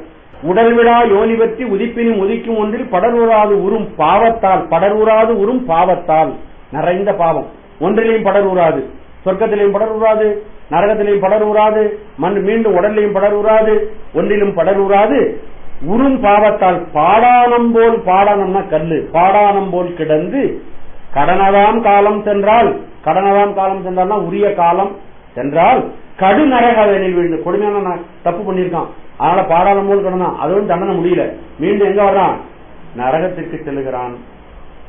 அங்கு இடரூறும் கண்மத்து அளவினில் எடுக்கும் அன்றே. எவ்வளவு கண்மம் கடுமையா செஞ்சிருக்கானோ அதுக்கு தகுந்த போல துன்பத்தை அவன் அனுபவிப்பான். பறவையாய் பாம்பாய் கல்லாய் மனிதராய் பேயாய் கணங்களாய், இந்த பாடானம் போல் கிடப்பதைத்தான் கல்லாய் என்று சொல்லுங்க. இந்த உடலானது, இந்த உடம்பு நம்ம இறந்து போன பிறகு அது 5 விதமான நிலைகளை அடையும். அந்த 5 விதமான நிலைகளைத்தான் நமக்கு சூக்ஷ்ம சரீரம் வரல இருக்கு. இதைதான் நம்ம உறுதியா நம்ம இந்த இடத்துல இந்த அதிகாரத்தில் தெரிந்து கொள்ள வேண்டியது. சூக்ஷ்ம சரீரம் வரையிலும் இருக்கிறது நம்மிடம். ஸ்தூல சரீரம் தான் நம்மளை விட்டு போகுது. அந்த சூக்ஷ்ம சரீரம் எல்லா போக்குவரவு புரியறது எது? சூக்ஷ்ம சரீரம். சூக்ஷ்ம சரீரம்னா நீங்க என்ன வச்சுக்கணும், அதுக்கு மேல உள்ள எல்லாத்தையும் வச்சு 4 சரீரம் மொத்த சூக்ஷ்ம சரீரம் 4 சரீரம். இவைகள் போக்குவரவு புரிந்து கொண்டு இருக்கின்றன. உயிர் இறந்த பிறகு 5 வித நிலைகளை அடைகிறது அப்படின்னு பெரியவர் சொல்கிறார்கள். இது பஞ்சாக்கினி வித்தை என்று உபநிடங்களில் சொல்லப்படுகிறது. அதை நம்முடைய அப்பர் பெருமானும் ஒரு பாடல்ல சொல்லியிருக்கிறார். ஒன்று, அது துறக்கம் செல்கிறது. நல்ல உயிர்னு வச்சுக்குவோம், ஏன் அதெல்லாம் சொல்லுவானே, நல்ல உயிர் உடனே அது சொர்க்கத்துக்கு செல்கிறது. சொர்க்கத்துக்கு சென்ற உயிர் அந்த புண்ணிய பலன்களை எல்லாம் அனுபவிச்சு முடிச்சிருது. அனுபவிச்சு முடிச்சோன்னா அது நேராக அந்த உயிர் இறங்கி வந்து மேகமண்டலத்தின் வழியாக மேகமண்டலத்துக்கு வந்துடும். 2வது நிலை. முதல் நிலை சொர்க்கம், 2வது நிலை மேகமண்டலம். மேகமண்டலத்திலிருந்து அது மழை வழியாக அந்த உயிரானது கீழே இறங்கி வந்து நிலத்திலே விடுகிறது. 3வது நிலை நில உலகம். அதுல விளைகின்ற பயிர்கள் மூலமாக அல்லது தண்ணீர் மூலமாக அது என்ன பண்ணுன்னா தந்தையினுடைய வயிற்றுக்கு செல்கிறது, உடலுக்கு செல்கிறது. தந்தை எத்தனாவது நிலம்? 4வது இடம். தந்தையின் வழியாக அது தாய்க்கு செல்லுகிறது, 5வது. இந்த 5ஐயும் பஞ்சாக்கினி, 5 இடங்களில் இருப்பதை பஞ்சாக்கினி வித்தை என்று சொல்வார்கள். இதற்கு அப்பர் பெருமான் 4வது திருமுறை 113வது பதிகம் 8வது பாடல்ல அதை சொல்லுகிறார். துறக்கப்படாத உடலை துறந்து. யாருக்கும் உடம்ப துறக்கணும், உடம்ப விட்டுறணும்னு ஆசை இல்லை. எறும்பு கூட அடிக்க போனா அது ஒரு கடி கடிக்கும், நம்மள சாவுமா, டக்குன்னு செத்துருமா, அது சாவாது. ஒரு சாதாரண பயந்த மிருகமா இருந்ததுன்னா கூட அது உயிர் போகுதுன்னா ஒரு தடவை தீரும். நீங்க குரங்குகிட்ட போய் பாருங்க, பூனைகிட்ட போய் பாருங்க, தீரும். அது பலவீனமான மிருகமா இருந்தா கூட தீரும். துறக்கப்படாத உடலை துறந்து வெண் தூதுவரோடு இறப்பன். இறந்தால் இருவிசும்பு ஏறுவன், ஏறி வந்து பிறப்பன். பிறந்தால் அவருக்கு இதெல்லாம் கவலை இல்லை. நம்ம இத்தனை நேரம் இங்கெல்லாம் போகணும், நான் மறுபடியும் சொர்க்கமோ நரகத்துக்கு போயிட்டு மேகமண்டலத்தின் வழியாக மண்ணிலே இறங்கி ஒரு தந்தையின் வயிற்றுக்கு சென்று தாயினுடைய வயிற்றுக்கு வந்து இங்க பிறந்தா ஒரே கவலை அவருக்கு. நான் பிறக்கிறதெல்லாம் இது துன்பான உயிரெல்லாம் கவலை இல்லை, உன் பேரை மறக்கப்படாது. ஏனென்றால் உன்னுடைய பெயரை நான் மறந்துவிட்டால் மீண்டும் பிறவிக்குட்பட்டு துன்பப்பட நேரிடும். ஆகவே எனக்கு இந்த வரத்தை தாங்கிறதுக்காக அந்த பாடல் சொல்றாரு. நம்ம பஞ்சாக்கினி உதாரணமா எடுத்துக்கிறோம். துறக்கப்படாத உடலை துறந்து வெண் தூதுவரோடு இறப்பன். இறந்தால் இருவிசும்பு ஏழுவன் ஏறி வந்து பிறப்பன் பிறந்தால் பிறையணிவார் தடை பிஞ்சகன் பேர் மரப்பன்களோ. அப்படி நான் திரும்ப மண்ணுலகத்திற்கு வரும்பொழுது பிறையணி வார்த்தடை பிஞ்சகன், பிறையணிந்த நீண்ட சடாமுடியுடைய சிவபெருமானுடைய பெயர் மறந்து விடுவேனா என்று என் உள்ளம் கிடந்து மறுகிடுமே. காப்பே கவலைப்படுது, இந்த விலையில இருக்கும்போது கவலைப்படுது. மீண்டும் நான் பிறந்து மனிதனாக பிறந்து வந்தால் வேற எல்லாம் பிறவியா இருந்தாலும் உன்னை மறக்காமல் இருக்க வேண்டும், எனக்கு எந்த உடல் அமைந்தாலும் உன்னை மறக்காமல் இருக்க வேண்டும் என்று வரன் கேட்கின்றார். ஆகவே இந்த சூக்ஷ்ம தேகம், இப்ப நம்ம இவ்வளவு தூரம் வலியுறுத்தி இதை சொல்வதற்கு காரணம் என்னன்னா, சூக்ஷ்ம தேகம் நம்மை விட்டு எந்த நிலையிலும் இறைவனை அடைகிற வரையும் நம்மளை விட்டு போகவே போகாது. கண் செவி கெட்டு உள்ளதே தோற்ற, நம்ம கண் செவி முதலான உறுப்புகள் எல்லாம் அழிந்த பிறகு நம்மிடம் இருக்கின்ற சூக்ஷ்ம தேகமே நிலை பெற்றிருக்க, அந்த சூக்ஷ்ம தேகம் தான் மறுபிறப்புகளை அதுதான் அடிப்படையாக தோற்றுவிக்கிறது. உளம் அத்தூடு விண்பொடர்ந்து, உளம் என்பது இந்த இடத்துல உயிரை குறிக்குது. உளம்னா நம்ம மனசுன்னு வச்சுக்கூடாது. உளம் அத்தூடு உடம்போடு பொருந்தி விண்படர்ந்து சொர்க்கம் அல்லது நரகத்திற்கு சென்று அங்குள்ள இன்பம் அல்லது துன்பத்தை நுகர்ந்து அந்த வினை கழிந்தபின் கண்ட நனவை கனவுணவின் தான் மறந்து, நனவில் நிகழ்ந்தவற்றை கனவின் கண் மறந்து அறிவு வேறுபட்டார் போல. இப்போ நனவுல என்ன நிகழ்தோ அது கனவுல காணும் பொழுது நனவுல உள்ளதெல்லாம் நமக்கு தெரிகிறதா? தெரியறதில்லை. எப்படி மறந்துடுறோமோ அது போல இறப்பிற்கு முன் நிலவுலகில் தான் இருந்ததையெல்லாம், அப்படி இறப்பு நேர்ந்த முறையும் அதுக்கு பிறகு சொர்க்க நரகத்துக்கு போனதெல்லாம் மறந்து நம்ம அடுத்த பிறவிக்கு அனுபவங்களை எல்லாம் எல்லாத்தையும் மறந்து அடுத்த பிறவிக்கு வந்துடும். மனம் தள்ள, இந்த அனுபவிக்க இருக்கும் வினைக்கு ஈடான பிறப்பில் அவாவை உண்டாக்கி மனம் தள்ளுகிறது. மறுபடியும் எப்படி பிறப்பு உண்டாகிறது? அந்த புத்தி தத்துவத்திலே வினையானது தங்க வைக்கப்பட்டிருக்கிறது. அந்த வினைக்கு ஈடான ஒரு பிறப்பை இறைவன் வழங்குகிறான். அந்த விருப்பம், அந்த வினை விந்தி தள்ள நமக்கு பிறப்பு அமைகிறது. அடுத்தது, அப்போ வினையின் வழியாக நாம் வருகிறோம். வினையினால் எஞ்சி நின்ற நான் அனுபவித்து பல பிறகு அனுபவித்து மீதி இருக்கே, அந்த வினையினால் அணுவாய் சென்றுதல்னா நுண்ணுடம்போடு தூக்குமதத்தோடு சென்று கருவில் விழும். அடுத்த இன்னொரு தாயுடைய வயிற்றுல போய் கருவிலே அந்த உயிரானது விழும். அப்ப சூக்ஷ்ம தேகம்தான் வினைக்கு தகுந்தது போன்று போக்குவரவு புரிகிறது. பெரிய ஒரு போக்குவரவை நாம் நிகழ்த்துவதற்கு நாம் காரணமாக இருக்கிறோம், செல்கிறோம். இறைவன் இவ்வாறு பல பிறவிகளில் போக்குவரவு செய்யுமாறு நம்மை உடலச் செய்கிறான். அணுவாய் சென்று கருவில் விடும். மனம் செலுத்திய அந்த பிறப்பிற்குரிய கருவிலேயே இந்த உயிரானது பொருந்தி இருக்கும். இப்ப பாருங்க பாட்ட, கண்ட நனவை உணர்வின் தான் மறந்து, அதாவது நனவிலே நிகழ்ந்தவற்றை கனவிலே மறந்து விடுவது போல, விண் படர்ந்து அத்தூடு வினையினால் கண் செவி கெட்டு உள்ளதை தோற்ற உளம் அணுவாய் சென்று மனம் தள்ள விழும் கருவில்தான். எல்லாவற்றையும் மறந்துவிட்டு வினையே நம்மை தள்ளுமாறு, வினை உந்தி தள்ள, ஆசை உந்தி தள்ள, நாம் வினைக்கு தகுந்தது போன்ற ஒரு கருவிலே தாயினுடைய கர்ப்பத்திலே சென்று இந்த மண்ணுலகத்திற்கு திரும்பவும் வருகிறோம். அடுத்தது 14வது பாடல், அறவுதன் தோல் உரிவும். இதுவும் அதே கருத்து தான், இன்னும் மேலும் வலிமைப்படுத்துகிறது. நம்முடைய மனதுல ஒரு கருத்தை பதிப்பதில் சைவ சித்தாந்தம் போல வேற ஒரு சாத்திரம் இருக்க முடியாது. இந்த கருத்துக்கள் ஆழமாக இது நம்முடைய மனதிலே பதிந்தால் அது செயல்பாட்டிற்கு நாம் இறைவனை அடைவதற்குரிய வழியில நம்மை உந்தி தள்ளும். அப்படிங்கிறதுனால பல்வேறு உதாரணங்களையும் சிறப்பான ஞான அனுபவங்களையும் நமக்கு அவர்கள் சொல்லுகிறார்கள். அறவுதன் தோல் உரிவும் அக்கனவும் வேறு பரகாயம் போய் வரும் அப்பண்பும் பரவில் குடாகாய ஆகாய கூத்தாட்டாம் என்பது அடாது உள்ளம் போமாறு அது. இந்த பாடல ஒரு முக்கியமான செய்தி என்ன சொல்றாருன்னு கேட்டீங்கன்னா, உபநிஷத்துல ஒரு உதாரணம் சொல்லியிருக்கு. கட ஆகாயம் மகாகாயம் என்ற உதாரணம். கடம்னா குடம், அமிர்த கடேஸ்வரர் அப்படி சொல்றோம் இல்லையா, கடம். அந்த குடத்தின் உள்புறமும் ஆகாயம் நிறைந்திருக்கிறது, வெளியிலும் ஆகாயம் நிறைந்திருக்கிறது. குடம் உடைந்து விட்டால் வெளியில் இருக்கிற ஆகாயத்தோட இந்த உள்ள இருக்கிற ஆகாயம் ஒன்றுபட்டு விடும். இப்போ ஒரு சாரார் என்ன சொல்றாங்கன்னு கேட்டீங்கன்னா, உடம்புங்கிறது தான் இறைவன் இருந்து பிரிச்சு வச்சிருக்கு. உடம்பு போச்சுன்னா உடம்பு உள்ள இருக்கிற உயிரானது இறைவனை சேர்ந்து இறைவன் ஆயிடும் அப்படிங்கிறது ஒரு கொள்கை. அந்த கொள்கை இங்க அது தவறு மறுத்து சொல்றார். உடம்பு போதல் என்பது வெளியிலே உள்ள தூள உடம்பைத்தான் நாம் சொல்லுகிறோம். வெளியில உள்ள தூள உடம்பு போனாலும் நமக்குன்னு ஒரு உடம்பு இருக்கு. இன்னும் பல உடம்புகளை தோற்றுவிக்கக்கூடிய ஒரு காரண உடம்பு நம்மகிட்ட இருக்கு இல்லையா? காரண சரீரம், கஞ்சுக சரீரம், குணசரீரம், சூக்கும சரீரம். சூக்கும சரீரம் நம்மகிட்ட இருக்கு. ஆகவே சூக்கும சரீரம் இருக்கின்ற பரியந்தம் நமக்கு பிறவிகள் தோன்றிக் கொண்டே வரும்.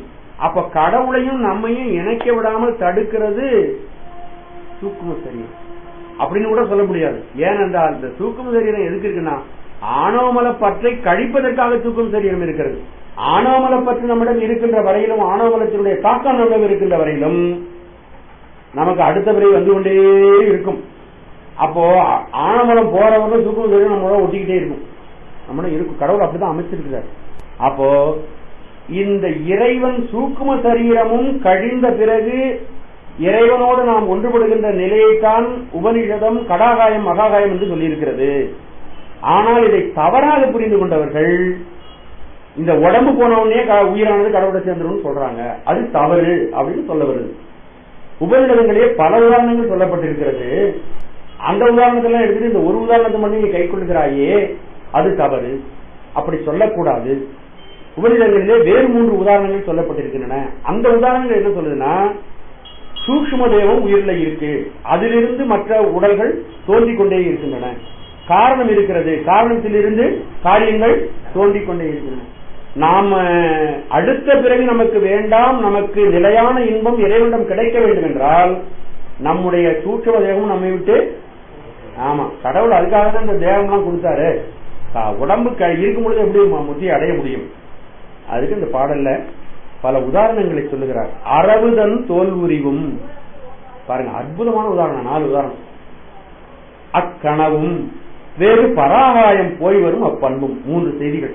பரவில் அதை ஆராய்ந்து பார்த்தால் குடாகாய ஆகாய குத்தாட்டாம் என்பது அடாது, தவறு நீ சொல்றது, உள்ளம் போமாறது.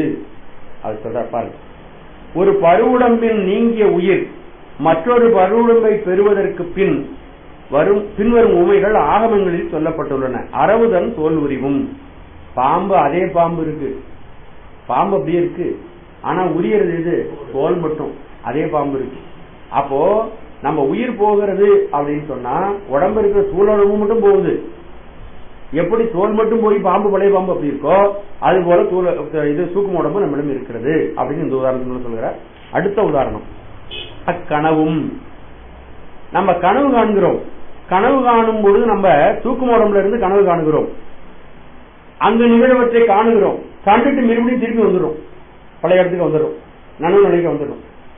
அப்போ நம்ம இந்த நனவு நிலையிலிருந்து கனவு நிலைக்கு வந்து மீண்டும் நனவு நிலைக்கு வந்துடும். அதுபோல நாம் சூக்கும உடம்பு நம்மிடம் இருக்கின்ற வரையிலும் ஒரு பிறவி அமையும். அந்த பிறவி முடிஞ்ச உடனே அடுத்த பிறவி சூக்கும உடம்புக்கு நம்ம திரும்பி வந்து மறுபடியும் உடம்பு நமக்கு வந்துடும். பராகாயம் போய் வரும் அப்பண்பும், யோகிகள் இருக்கிறார்கள், அவர்கள் வேறு உடலில் செல்கிறார்கள். வேறு உடல்ல தானே அங்கேயே இருப்பாங்க, திருமூலமான மாட்டிக்கிட்டார் திருமூலர் இல்லையா, அந்த உடம்புக்கு திரும்பி வர முடியல. ஆனால் பராகாயம் போகின்றவர்கள் மறுபடியும் திரும்பி மீண்டும் இந்த உடம்புக்கு வந்துடும் தான் போறாங்க, ஏதோ ஒரு காரணத்துக்காக போறாங்க.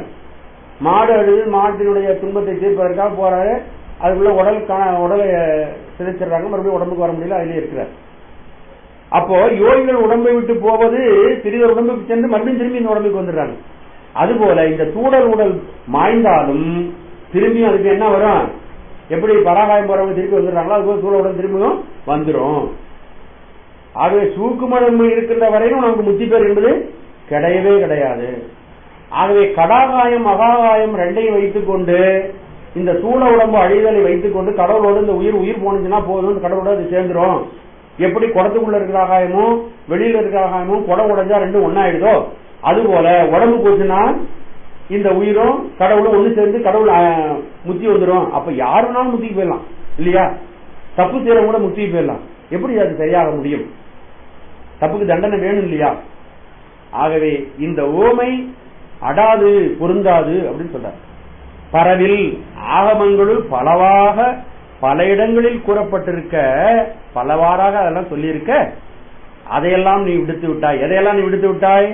அரவுதன் தோல் உரிவு, கனவு, வேறு பரகாயம் போய் வரும் அப்பண்பு, இவை இதெல்லாம் விட்டுட்டு நீ என்ன செய்யற?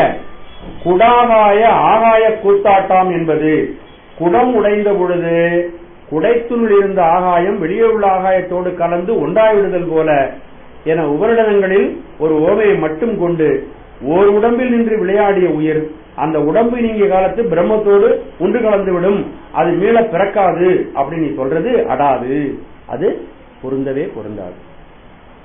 அது அந்த குடாகாயம் ஆகாய ஓமை எதுக்கு சொல்லுன்னா உள்ளம் போமாறு, அதாவது அது என்ன சொல்லுதுன்னா ஸ்தூல தேகம் மட்டும் போயிடுச்சுங்கிறத சொல்லுது. அது அதை நீ என்ன சொல்ற? எல்லாம் போயிடுச்சுன்னு நீ நினைக்கிற. அப்ப சொல்லுது தவறு. உள்ளம் போமாறு உயிர் சூக்கும உடம்பும் நீங்கி உடம்பின்றி இறைவனோடு கூடும் முறைக்கே சொல்லப்படுது. அதாவது குடாகாயமாக அந்த ஸ்தூலதேகமும் நீங்கிய பிறகு உள்ளே இருக்கின்ற உயிர் தூய்மை அடைந்து அந்த உயிர் இறைவனுடைய திருவடியை சென்று அடையுங்கிறதுக்கு தான் அது சொல்லப்பட்டிருக்க ஒழிய சூக்கும தேகம் இருக்கும் பொழுதே அந்த உயிரானது இறைவனை சேரும் என்றதற்கு சொல்லப்பட்ட உமை அல்ல என்று இந்த பாடல்ல சொல்லுகிறார். இந்த பாடல்ல நம்ம முக்கியமா தெரிந்து கொள்ள வேண்டியது, இந்த உயிரானது வினையின் காரணமாக செலுத்தப்பட்டு பல்வேறு உலகங்களுக்கு செல்கிறது. நரகம், சொர்க்கம், பாடானம் போல் கிடத்தல், மீண்டும் மண்ணுலகத்திற்கு திரும்பி வருதல். அப்படி இந்த உடலானது அழியும் பொழுது இந்த உடல் மட்டும்தான் அழிகிறதே தவிர சூக்கும உடம்போடு இந்த உயிரானது இருக்கிறது. சூக்கும உடம்புதான் இந்த உடல் தோன்றுவதற்கு மூலமாக இருக்கிறது. ஆகவே இந்த உடலானது அழிவது மட்டும் இறைவனோடு சேருவதற்கு உரிய உபாயமாக கருதப்படாது.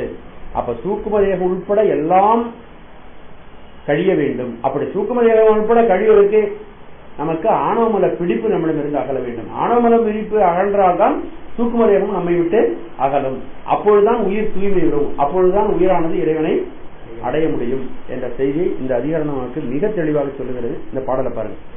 அரவு தன் தோல் உரிவும் அக்கனவும் வேறு பரகாயம் போய் வரும் அப்பண்பும் பரவில் குடாகாய ஆகாய கூத்தாட்டாம் என்பது அடாது உள்ளம் போமாறு அது. அடுத்தது பாருங்க. 2ஆம் சூத்திரம் 4ஆம் அதிகரணம். ஆணையின் நீக்கமின்றி நிற்கும் அன்றே. ஆணையின் வரணும். அதுல சிங்க நோக்குன்னு சொல்லுவாங்க. வினையோடையும் அந்த ஆணையின் சேர்க்கணும், இதுலயும் ஆணையின் சேர்க்கணும். ஆணை என்பது இறைவனுடைய சித்தக்தி, அவருடைய அறிவாற்றல், அறிவு. அவன் சிவபெருமானோட நீக்கமில்லாமல் நிற்பான். இந்த அதிகாரத்தினுடைய முக்கியமான செய்தி என்னன்னா, அவனும் அவனுடைய சக்தியும் பிரிப்பின்றி நிற்பார்கள், நீக்கமில்லாமல் நிற்பார்கள். ரெண்டும் ஒன்றுதான். ஒருமையில் இருமை. ஒரே பொருள் இரண்டு விதமாக செயல்படுகிறது. அதனால செயல்படும் தன்மை சூரியனுடைய ஒளியும் போல அப்படிங்கறத. ஆணையின் நீக்கமின்றி நிற்கும் அன்றே. இனி நீக்கம் இன்றி நிற்கும் அன்றே என்றது இறைவனும் அவனது சக்தியும் ஒன்றை விட்டு ஒன்று பிரிப்பின்றி பொதுவாக நிற்கிறது. ஒன்றை விட்டு ஒன்று பிரிப்பின்றி பொதுவாக நிற்கிறது. அப்படி நீக்கம் இன்றி நிற்பதற்கு சமவேதம் அப்படின்னு சொல்லுவாங்க. நீக்கமின்றி நிற்பது சமவேதம். சிவபெருமான் பராசக்தியை விட்டு நீக்கம் இல்லாமல் நிற்கிறான். அப்படி நிற்கின்ற அந்த நிலைமைக்கு சமவேதமாக நிற்கிறான் அப்படின்னு சொல்ற. அதற்குரிய ஏது அவன் ஏகம் அநேகம் இரண்டும் இன்றி சர்வ வியாபியாய் நிற்றலால் அவனை ஒன்னு சொல்ல முடியாது, ரெண்டும் சொல்ல முடியாது. 2 பேர் இருக்காங்க, சிவனும் சக்தியும் இருக்கிறாங்க. சரி, ஒன்று என்று சொல்லலாமான்னா ஒன்றுன்னு சொல்ல முடியாது, 2 ஆண்னு சொல்லலாமான்னா 2ன்னு சொல்ல முடியாது. அவன் சர்வ வியாபியாய் நிற்றலால் எங்கும் நிறைந்து நிற்கின்றான். சூரியனும் சூரியனுடைய ஒளியைப் போலவும். இறைவனின் சக்தியும் இறைவனைப் போல முழு நிறைவுடையது. இறைவனும் சக்தியும் ஒன்று என்றோ வேறு வேறு என்றோ எண்ணுவதற்கு இடமின்றி எங்கும் வியாபித்த பொருளாய் நிற்கிறது. இந்த மேற்கோளை பார்க்கலாம். மேற்கோள் ஏது? மேற்கோள் பார்க்கலாம். முதல்வன் தன்னுடைய ஆணையாகிய சிற்சக்தியோடு, அவனுடைய ஆணை என்பது அவனுடைய ஆற்றல், சிவனுடைய ஆற்றல் தான் ஆணைன்னு சொல்லப்படுகிறது. அவனுடைய சிற்சக்தியை தான் அந்த ஆணை பிரிக்கிறது. ஆக பிரிப்பின்றி சமவேதமாக நிற்கிறான். சமவேதம் பிரிப்பின்றி இருப்பதற்கு காரணம் இந்த திரோதான மரத்தை, திரோதான சக்தியை ஏற்படுத்துவதுதான். அவனுடைய தொடர்பு சாவான்மிய சம்பந்தம் என்று சொல்லப்படுகிறது என்பது விரிவா நம்ம பேசியிருக்கிறோம். அதாவது குணத்துக்கும் குணிக்கும் உள்ள தொடர்பு. அவனுடைய குணம் அருள், அந்த குணத்தை உடையவன் குணி. சிவனுடைய குணம் அருள், அந்த குணத்துக்கு அதிபதி யாருன்னா அந்த குணி சிவபெருமான். இது சாதான்மிய சம்பந்தம்னு பேரு. இது ஒருமையில் இருமை அப்படின்னு சொல்லுவாங்க. இன்னொரு சம்பந்தம் இருக்கு, அத்வித சம்பந்தம், உயிர்களோடு இறைவன் கொண்டிருக்கின்ற தொடர்பு. அது இருமையில் ஒருமை, ரெண்டு பொருளா இருந்து கலப்பினால் ஒன்றாக இருத்தல். இது ஒரு பொருளே ரெண்டு விதமாக செயல்படுதல், சாதாரண சம்பந்தம். இப்போ இத தற்கிழமை என்றும் சொல்லுவார்கள். தற்கிழமை என்னன்னு கேட்டீங்கன்னா, ஒரு பொருளுக்கு தன்னின் வேறாகாது அந்த பொருளோடைய ஒட்டி கொண்டு அதனுடைய இயல்பாக இருக்கக்கூடிய ஒரு தன்மை. இப்ப நீர் இருக்கு, அதுக்கு குளிர்ச்சி என்பது அதை விட்டு பிரிக்க முடியாது. இப்ப சுடுதண்ணின்னு சொல்றோம், அந்த சுடுதண்ணின்னா வேற வெளியில இருக்கக்கூடிய அந்த வெப்பத்தை அதுல பாய்ச்சுகிறோம், ஆனா மீண்டும் தன்னுடைய இயல்பான நிலைக்கு குளிர்ச்சிக்கு வந்துடும். அப்ப நீருக்கு குளிர்ச்சி என்பது அதனுடைய தற்கிழமை. அதே போல தீக்கு சூடு அதனுடைய தற்கிழமை. பிரிதின் கிழமைனா இப்ப நம்ம இருக்கிறோம், நம்மளை விட்டு வெளியில இருக்கிற பொருள், இது பிரிதின் கிழமை. என்னுடைய உடைமைகள், இந்த பிஸ்கட் பாக்கெட்னா இது நம்முடைய பொருள்கள், இந்த பேனா இருக்கிறது, இது பிரிதின் கிழமை. இப்படி புரிந்து கொள்ள வேண்டும். இந்த இறைவனுடைய சக்தி அவனுக்கு தற்கிழமையாக இருக்கிறது, அவனோட பிரிக்க முடியாததாக இருக்கிறது. சாதான்மிய சம்பந்தம் சூரியனும் அதனுடைய ஒளியும். நம்ம திரும்ப திரும்ப அந்த உதாரணம் தான் சொல்லணும். சிவபெருமானும் அவனுடைய சக்தியும். சூரியன் கதிரவன், சூரியன் ஞாயிறு அப்படின்னு அழைக்கப்படுகிறான். அவனுடைய ஒளிக்கு கதிர், ஒளி, வெயில். அப்போ அவனுடைய வியாபகத்தன்மை, சூரியனுடைய வியாபகத்தன்மை எப்படி தெரியுதுன்னு கேட்டீங்கன்னா அவனுடைய ஒளி மூலமாகத்தான் தெரிகிறது. அந்த ஒளி தானே எங்கும் பறந்திருக்கிறது. அப்போ இறைவன் வியாபகமா இருக்கிறாங்கிறதே அவனுடைய ஆற்றலின் மூலமாகத்தான் நமக்கு தெரிகிறது. ஒருமையில் இருமை, சாதாரண சக்தி. இறைவனுக்கு இரு நிலைகள் உண்டு, ரெண்டு நிலைகள். ஒரு நிலை தன்னில் தானேயாக நிற்கும் நிலை. அந்த நிலையில் அவன் தன்னை நோக்கி நிற்பான், அப்பொழுது அவனுக்கு சிவம் என்று பெயர். தன்னில் தானாக இருப்பான், வெளிப்பொருளோட எந்த தொடர்பும் இல்லாம அவன் இருப்பான், அப்பதான் அவன் சிவன். இன்னொரு நிலை இருக்கிறது, உயிர்களோடும் உலகப் பொருள்களோடும், அதாவது பாசப்பொருளோடும் இயைந்து நின்று அவற்றை செயற்படுத்துகின்ற நிலை. அவன் தன்னில் தானா இருக்கிறவன் தான். அந்த தன்னில் தானா இருக்கின்றவன் கீழே இறங்கி செயல்பட வேண்டிய அவசியம் அவனுக்கு ஒரு தேவையும் இல்லை.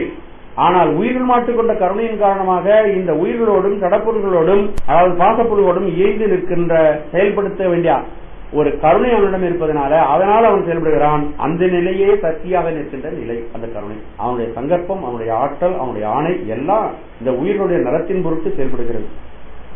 ஆகவே இறைவன் தடத்த நிலையில் தனது ஆணையாக சித்தத்தி என்னும் அருளாற்றல் என்று பிரிப்பி நின்று, பிரிப்பில்லாமல் நின்று, அந்த சக்தி தான் திரோதான சக்தி, இந்த உலகத்தை செயல்படுத்துகின்ற சக்தி. ஆகவே சிவன் தன்னுடைய நிலையில் இருக்கும் பொழுது சொரூப நிலையில் சக்தி வெளிப்படாது, அவனுக்குள்ளே ஒடுங்கி நின்று அவன் தன்னில் தானாக இருப்பான். அவன் இந்த உலகத்தை செயற்படுத்த வேண்டும் என்று நினைக்கின்ற பொழுது அவனுடைய அருளாற்றல் வெளியிலே வரும். அப்போ அவனுள்ளே மறைந்து நிற்கின்ற பொழுது, ஒடுங்கி நிற்கும் பொழுது அது பராசக்தி. அது வெளிப்பட்டு இந்த உலகத்தை செயற்படுத்த வேண்டும் என்ற பொழுது அது ஆதிசக்தி. ஆதிசக்தி அதுதான் திரோதான சக்தியும் அதுதான். ஆகவே சிவம் சக்தியும் குனியும் குணமும் போல பிரிப்பில்லாமல் நிற்கும் என்பது அவனுடைய மேற்கோளுடைய விளக்கம். ஏது அவன் ஏகம் அநேகம் என்று ஒன்றுன்னு சொல்ல முடியாது, ரெண்டுன்னு சொல்ல முடியாது. அவன் வியாபகத்தினால் அவன் எல்லாவற்றோடும் கலந்து நிற்பான். இதுக்குதான் எடுத்துக்காட்டு வெண்பாய். எங்கும் உளன் என்ற அளவை ஒன்று அன்று, இரண்டு எண்ணில் எங்கும் உளன் அன்று, எவற்று எவனும் அங்கன், அவை அவன் அன்று இல்லை, பொன் ஒளி போல் ஈசன், அவை உடைமை ஆளாம் நாம் அங்கு. ஒரு அற்புதமான செய்தி இந்த வெண்பாவின் மூலமாக நமக்கு சில சித்தாந்த உண்மைகளை இன்று சொல்றார். எங்கும் உளன் என்ற அளவை, சிவபெருமான் எல்லா பொருள்களிலும் நிறைந்து வியாபகமாய் நிற்கிறான் அப்படின்னா இதெல்லாம் பார்த்திருக்கிறோம் நம்ம ஆராய்ந்து.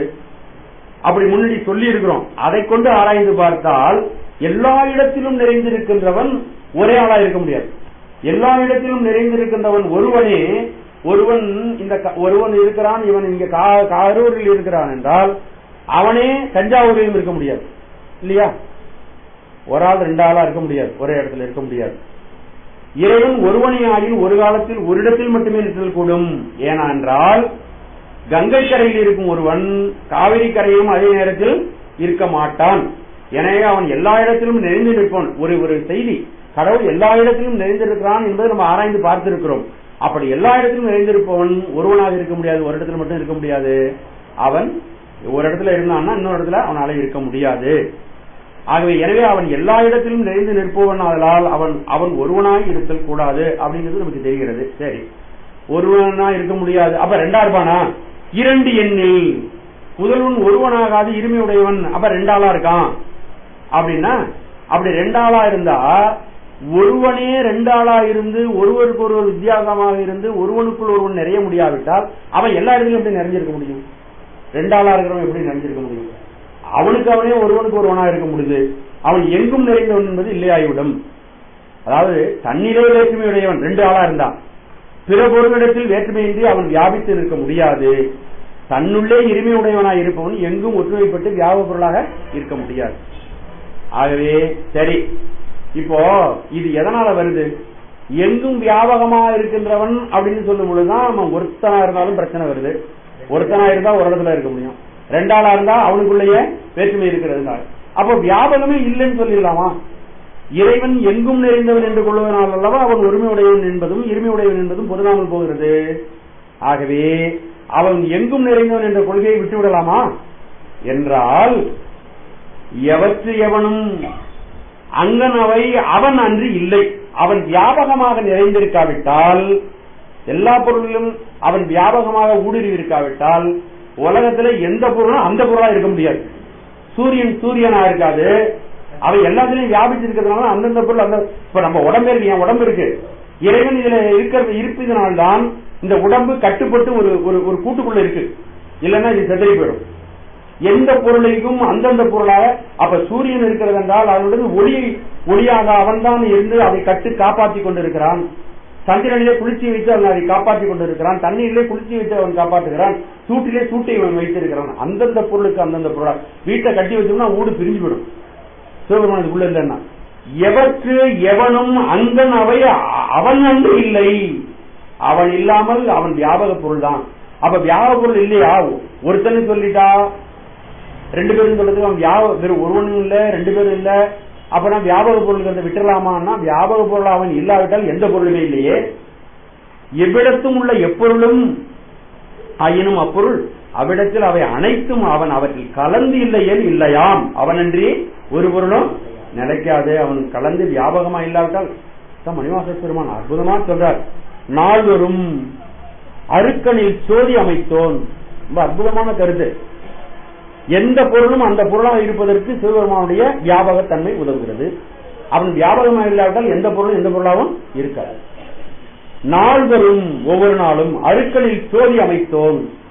சூரியனுக்கு அவன் தான் ஒளியை தந்திருக்கிறான். திருத்தகு மதியில் தன்மை வைத்தோன். மதினா சந்திரன், சந்திரனிலே குளிர்ச்சியை வைத்திருக்கிறான். திந்திரல் தீயில் வெம்மை வைத்தோன். பொய்தில் வானில் கலப்பு வைத்தோன். மேதகு காலில் ஊக்கம் கண்டோன். கால்னா காற்று, அதுல ஊக்கம்னா அது போக்குவரத்து புரிகிறது இல்லையா, ஊக்கம் செயல்படுகிறது. நிழல் திகழ் நீரில் இன்று ஒவ்வொன்று பொருளுக்கும் கருவிகளுக்கும் அல்லது பூதங்களுக்கும் அவர் கொடுக்கிற அடைமொழியை இவரை தவிர வேற யாரும் கொடுக்க முடியாது. நிழல் திகழ் நீரில் போய் பார்த்தா நிழல் தெரியும், அது சொல்றாரு பாருங்க. நிழல் திகழ் நீரின் இன்சுவை நிகழ்ந்தோன். ஒன்னு சொல்ல வர முடியாது, இன்னொரு கருத்து. வெளிப்பட மண்ணில் திண்மை வைத்தோன் என்று என்று எனைப்பல கோடி எனைப்பல திரவும் அனைத்தனைத்த அவ்வையின் அடைத்தோன். எல்லா பொருளுக்கும் அந்த தன்மையை அடைச்சு வச்சிருக்கிறான்.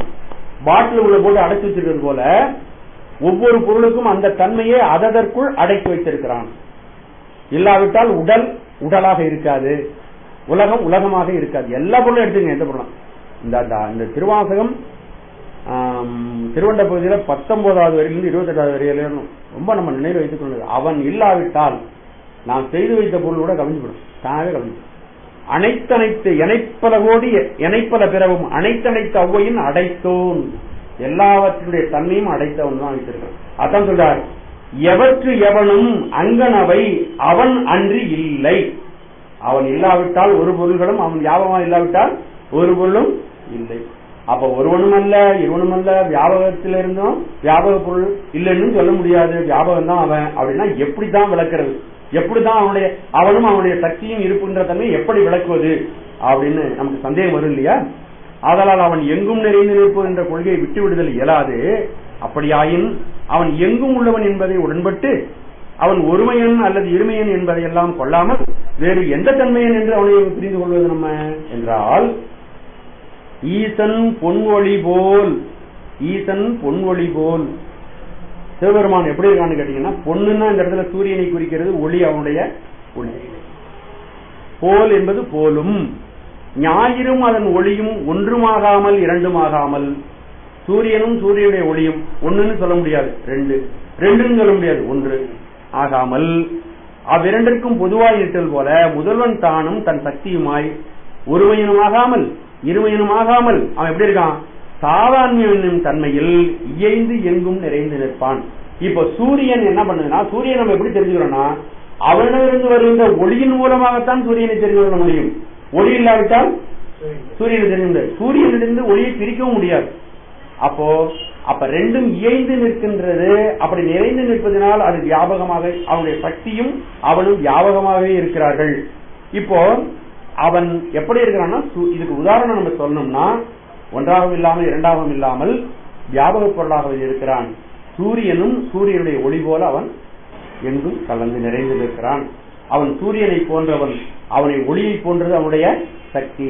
ஆகவே ஒரே பொருள் தான், இரு பொருளாக நமக்கு உதவுவதற்காக அவ்வாறு தெரிகிறது தவிர ஒரு பொருள் தான் அப்படின்னு சொன்ன பிறகு இன்னொரு சந்தேகம் வருது நமக்கு.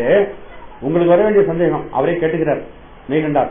கேட்டுட்டு என்ன சொல்றாரு, இப்ப இறைவனுக்கு ஒரு சக்தி இருக்கு இல்லையா, உயிருக்கு ஒரு சக்தி இருக்கணுமா இல்லையா, இருக்கணுமா இல்லையா? அப்ப ஆணவத்துக்கு ஒரு சக்தி இருக்கணும், கண்மத்துக்கு ஒரு சக்தி இருக்கணும், மாயைக்கு ஒரு சக்தி இருக்கணும், அதெல்லாம் இருக்கணும்ல. அப்போ இறைவன் மட்டும் நித்திய பொருள்னா அவனுக்கு ஒரு சக்தி இருக்குன்னா எனக்கு வேண்டாமா அப்படின்னு ஒரு சந்தேகம் வரும் உங்களுக்கு. அதான் சொல்றார், முதல்வன் தான் ஒருவனையாகாத சக்தியை உடையவன் என கூறினால் அவனை போல என பசுக்களும் பாசங்களும் சக்தியை உடையன ஆதலின் அவையும் முதல்வனோடு ஒப்ப உடையவன் தானே. அந்த எல்லா பொருளும் அவன் எப்படி சக்தியோட இருக்கானா அதுதான் நானும் சக்தியோட இருக்கேன், அப்ப அவனும் சக்தியோட இருக்கான் நானும் சக்தியா இருக்கேன், எல்லாரும் ஒற்றுமை உடையவர்கள் அப்படின்னு சொல்லலாமா அப்படின்னு ஒரு சந்தேகம் வரணும் உங்களுக்கு. அது அவர் சாமியை கேட்டுக்கிறார். அப்புறம் சொல்றாரு, அங்கு நாம் ஆளாம், அப்படி இல்ல, அங்கு அந்த முதல்வனிடத்தில், அங்கு என்பது அந்த முதல்வனிடத்தில் நாம் ஆளாம், பசுக்களாகிய நாம் எல்லாம் அவனுடைய அடிமைகள். அம்முதலிடத்தில் பசுக்களாகிய நாம் என்றும் அடிமை. அவை உடைமை, எவை உடைமை, பாசங்கள் எல்லாம் சிவபெருமானுக்கு உடைமை ஆகும். ஆதலால் பசுபாசங்கள் முதல்வனோடு சமம் ஆக முடியாது. பசுபாசம் தம்மளவில் வியாபகம் உடையதுதான், இருந்தாலும் அவன் இறைவனுடைய வியாபகத்தில் வியாபியமாய் அடங்கி இருக்குமே தவிர சம வியாபகமாக அவைகள் இல்லை. வியாபகம்னா எல்லா பொருளும் வியாபகம், தோசை சுட்டு ஒரே மாதிரி அடுக்கிற மாதிரி இல்ல. அந்த வியாபகத்துக்குள் இவையெல்லாம் அடங்கியவைகள். உயிர்கள் எல்லாம் சிவபெருமானுக்கு அடிமைகள், பாச பொருள்கள் சிவபெருமானுக்கு உடைமைகள். ஆகவே சக்தியும் சிவமும் எப்படி இருக்காங்கிறத உங்களுக்கு விளக்கறதுக்காக முயன்று இருக்கிறார் இதுல. அப்படி அவன் ஒருத்தனும் சொல்ல முடியாது, ரெண்டு பேரும் சொல்ல முடியாது. எங்கும் வியாபகமான பொருள் எப்படி என்றால் சூரியனும் சூரியனுடைய ஒளியை போன்றும் ஒரே பொருள் வியாபகமாக எல்லா இடமும் எல்லா இடத்திலும் நிறைந்து நிற்கிறது.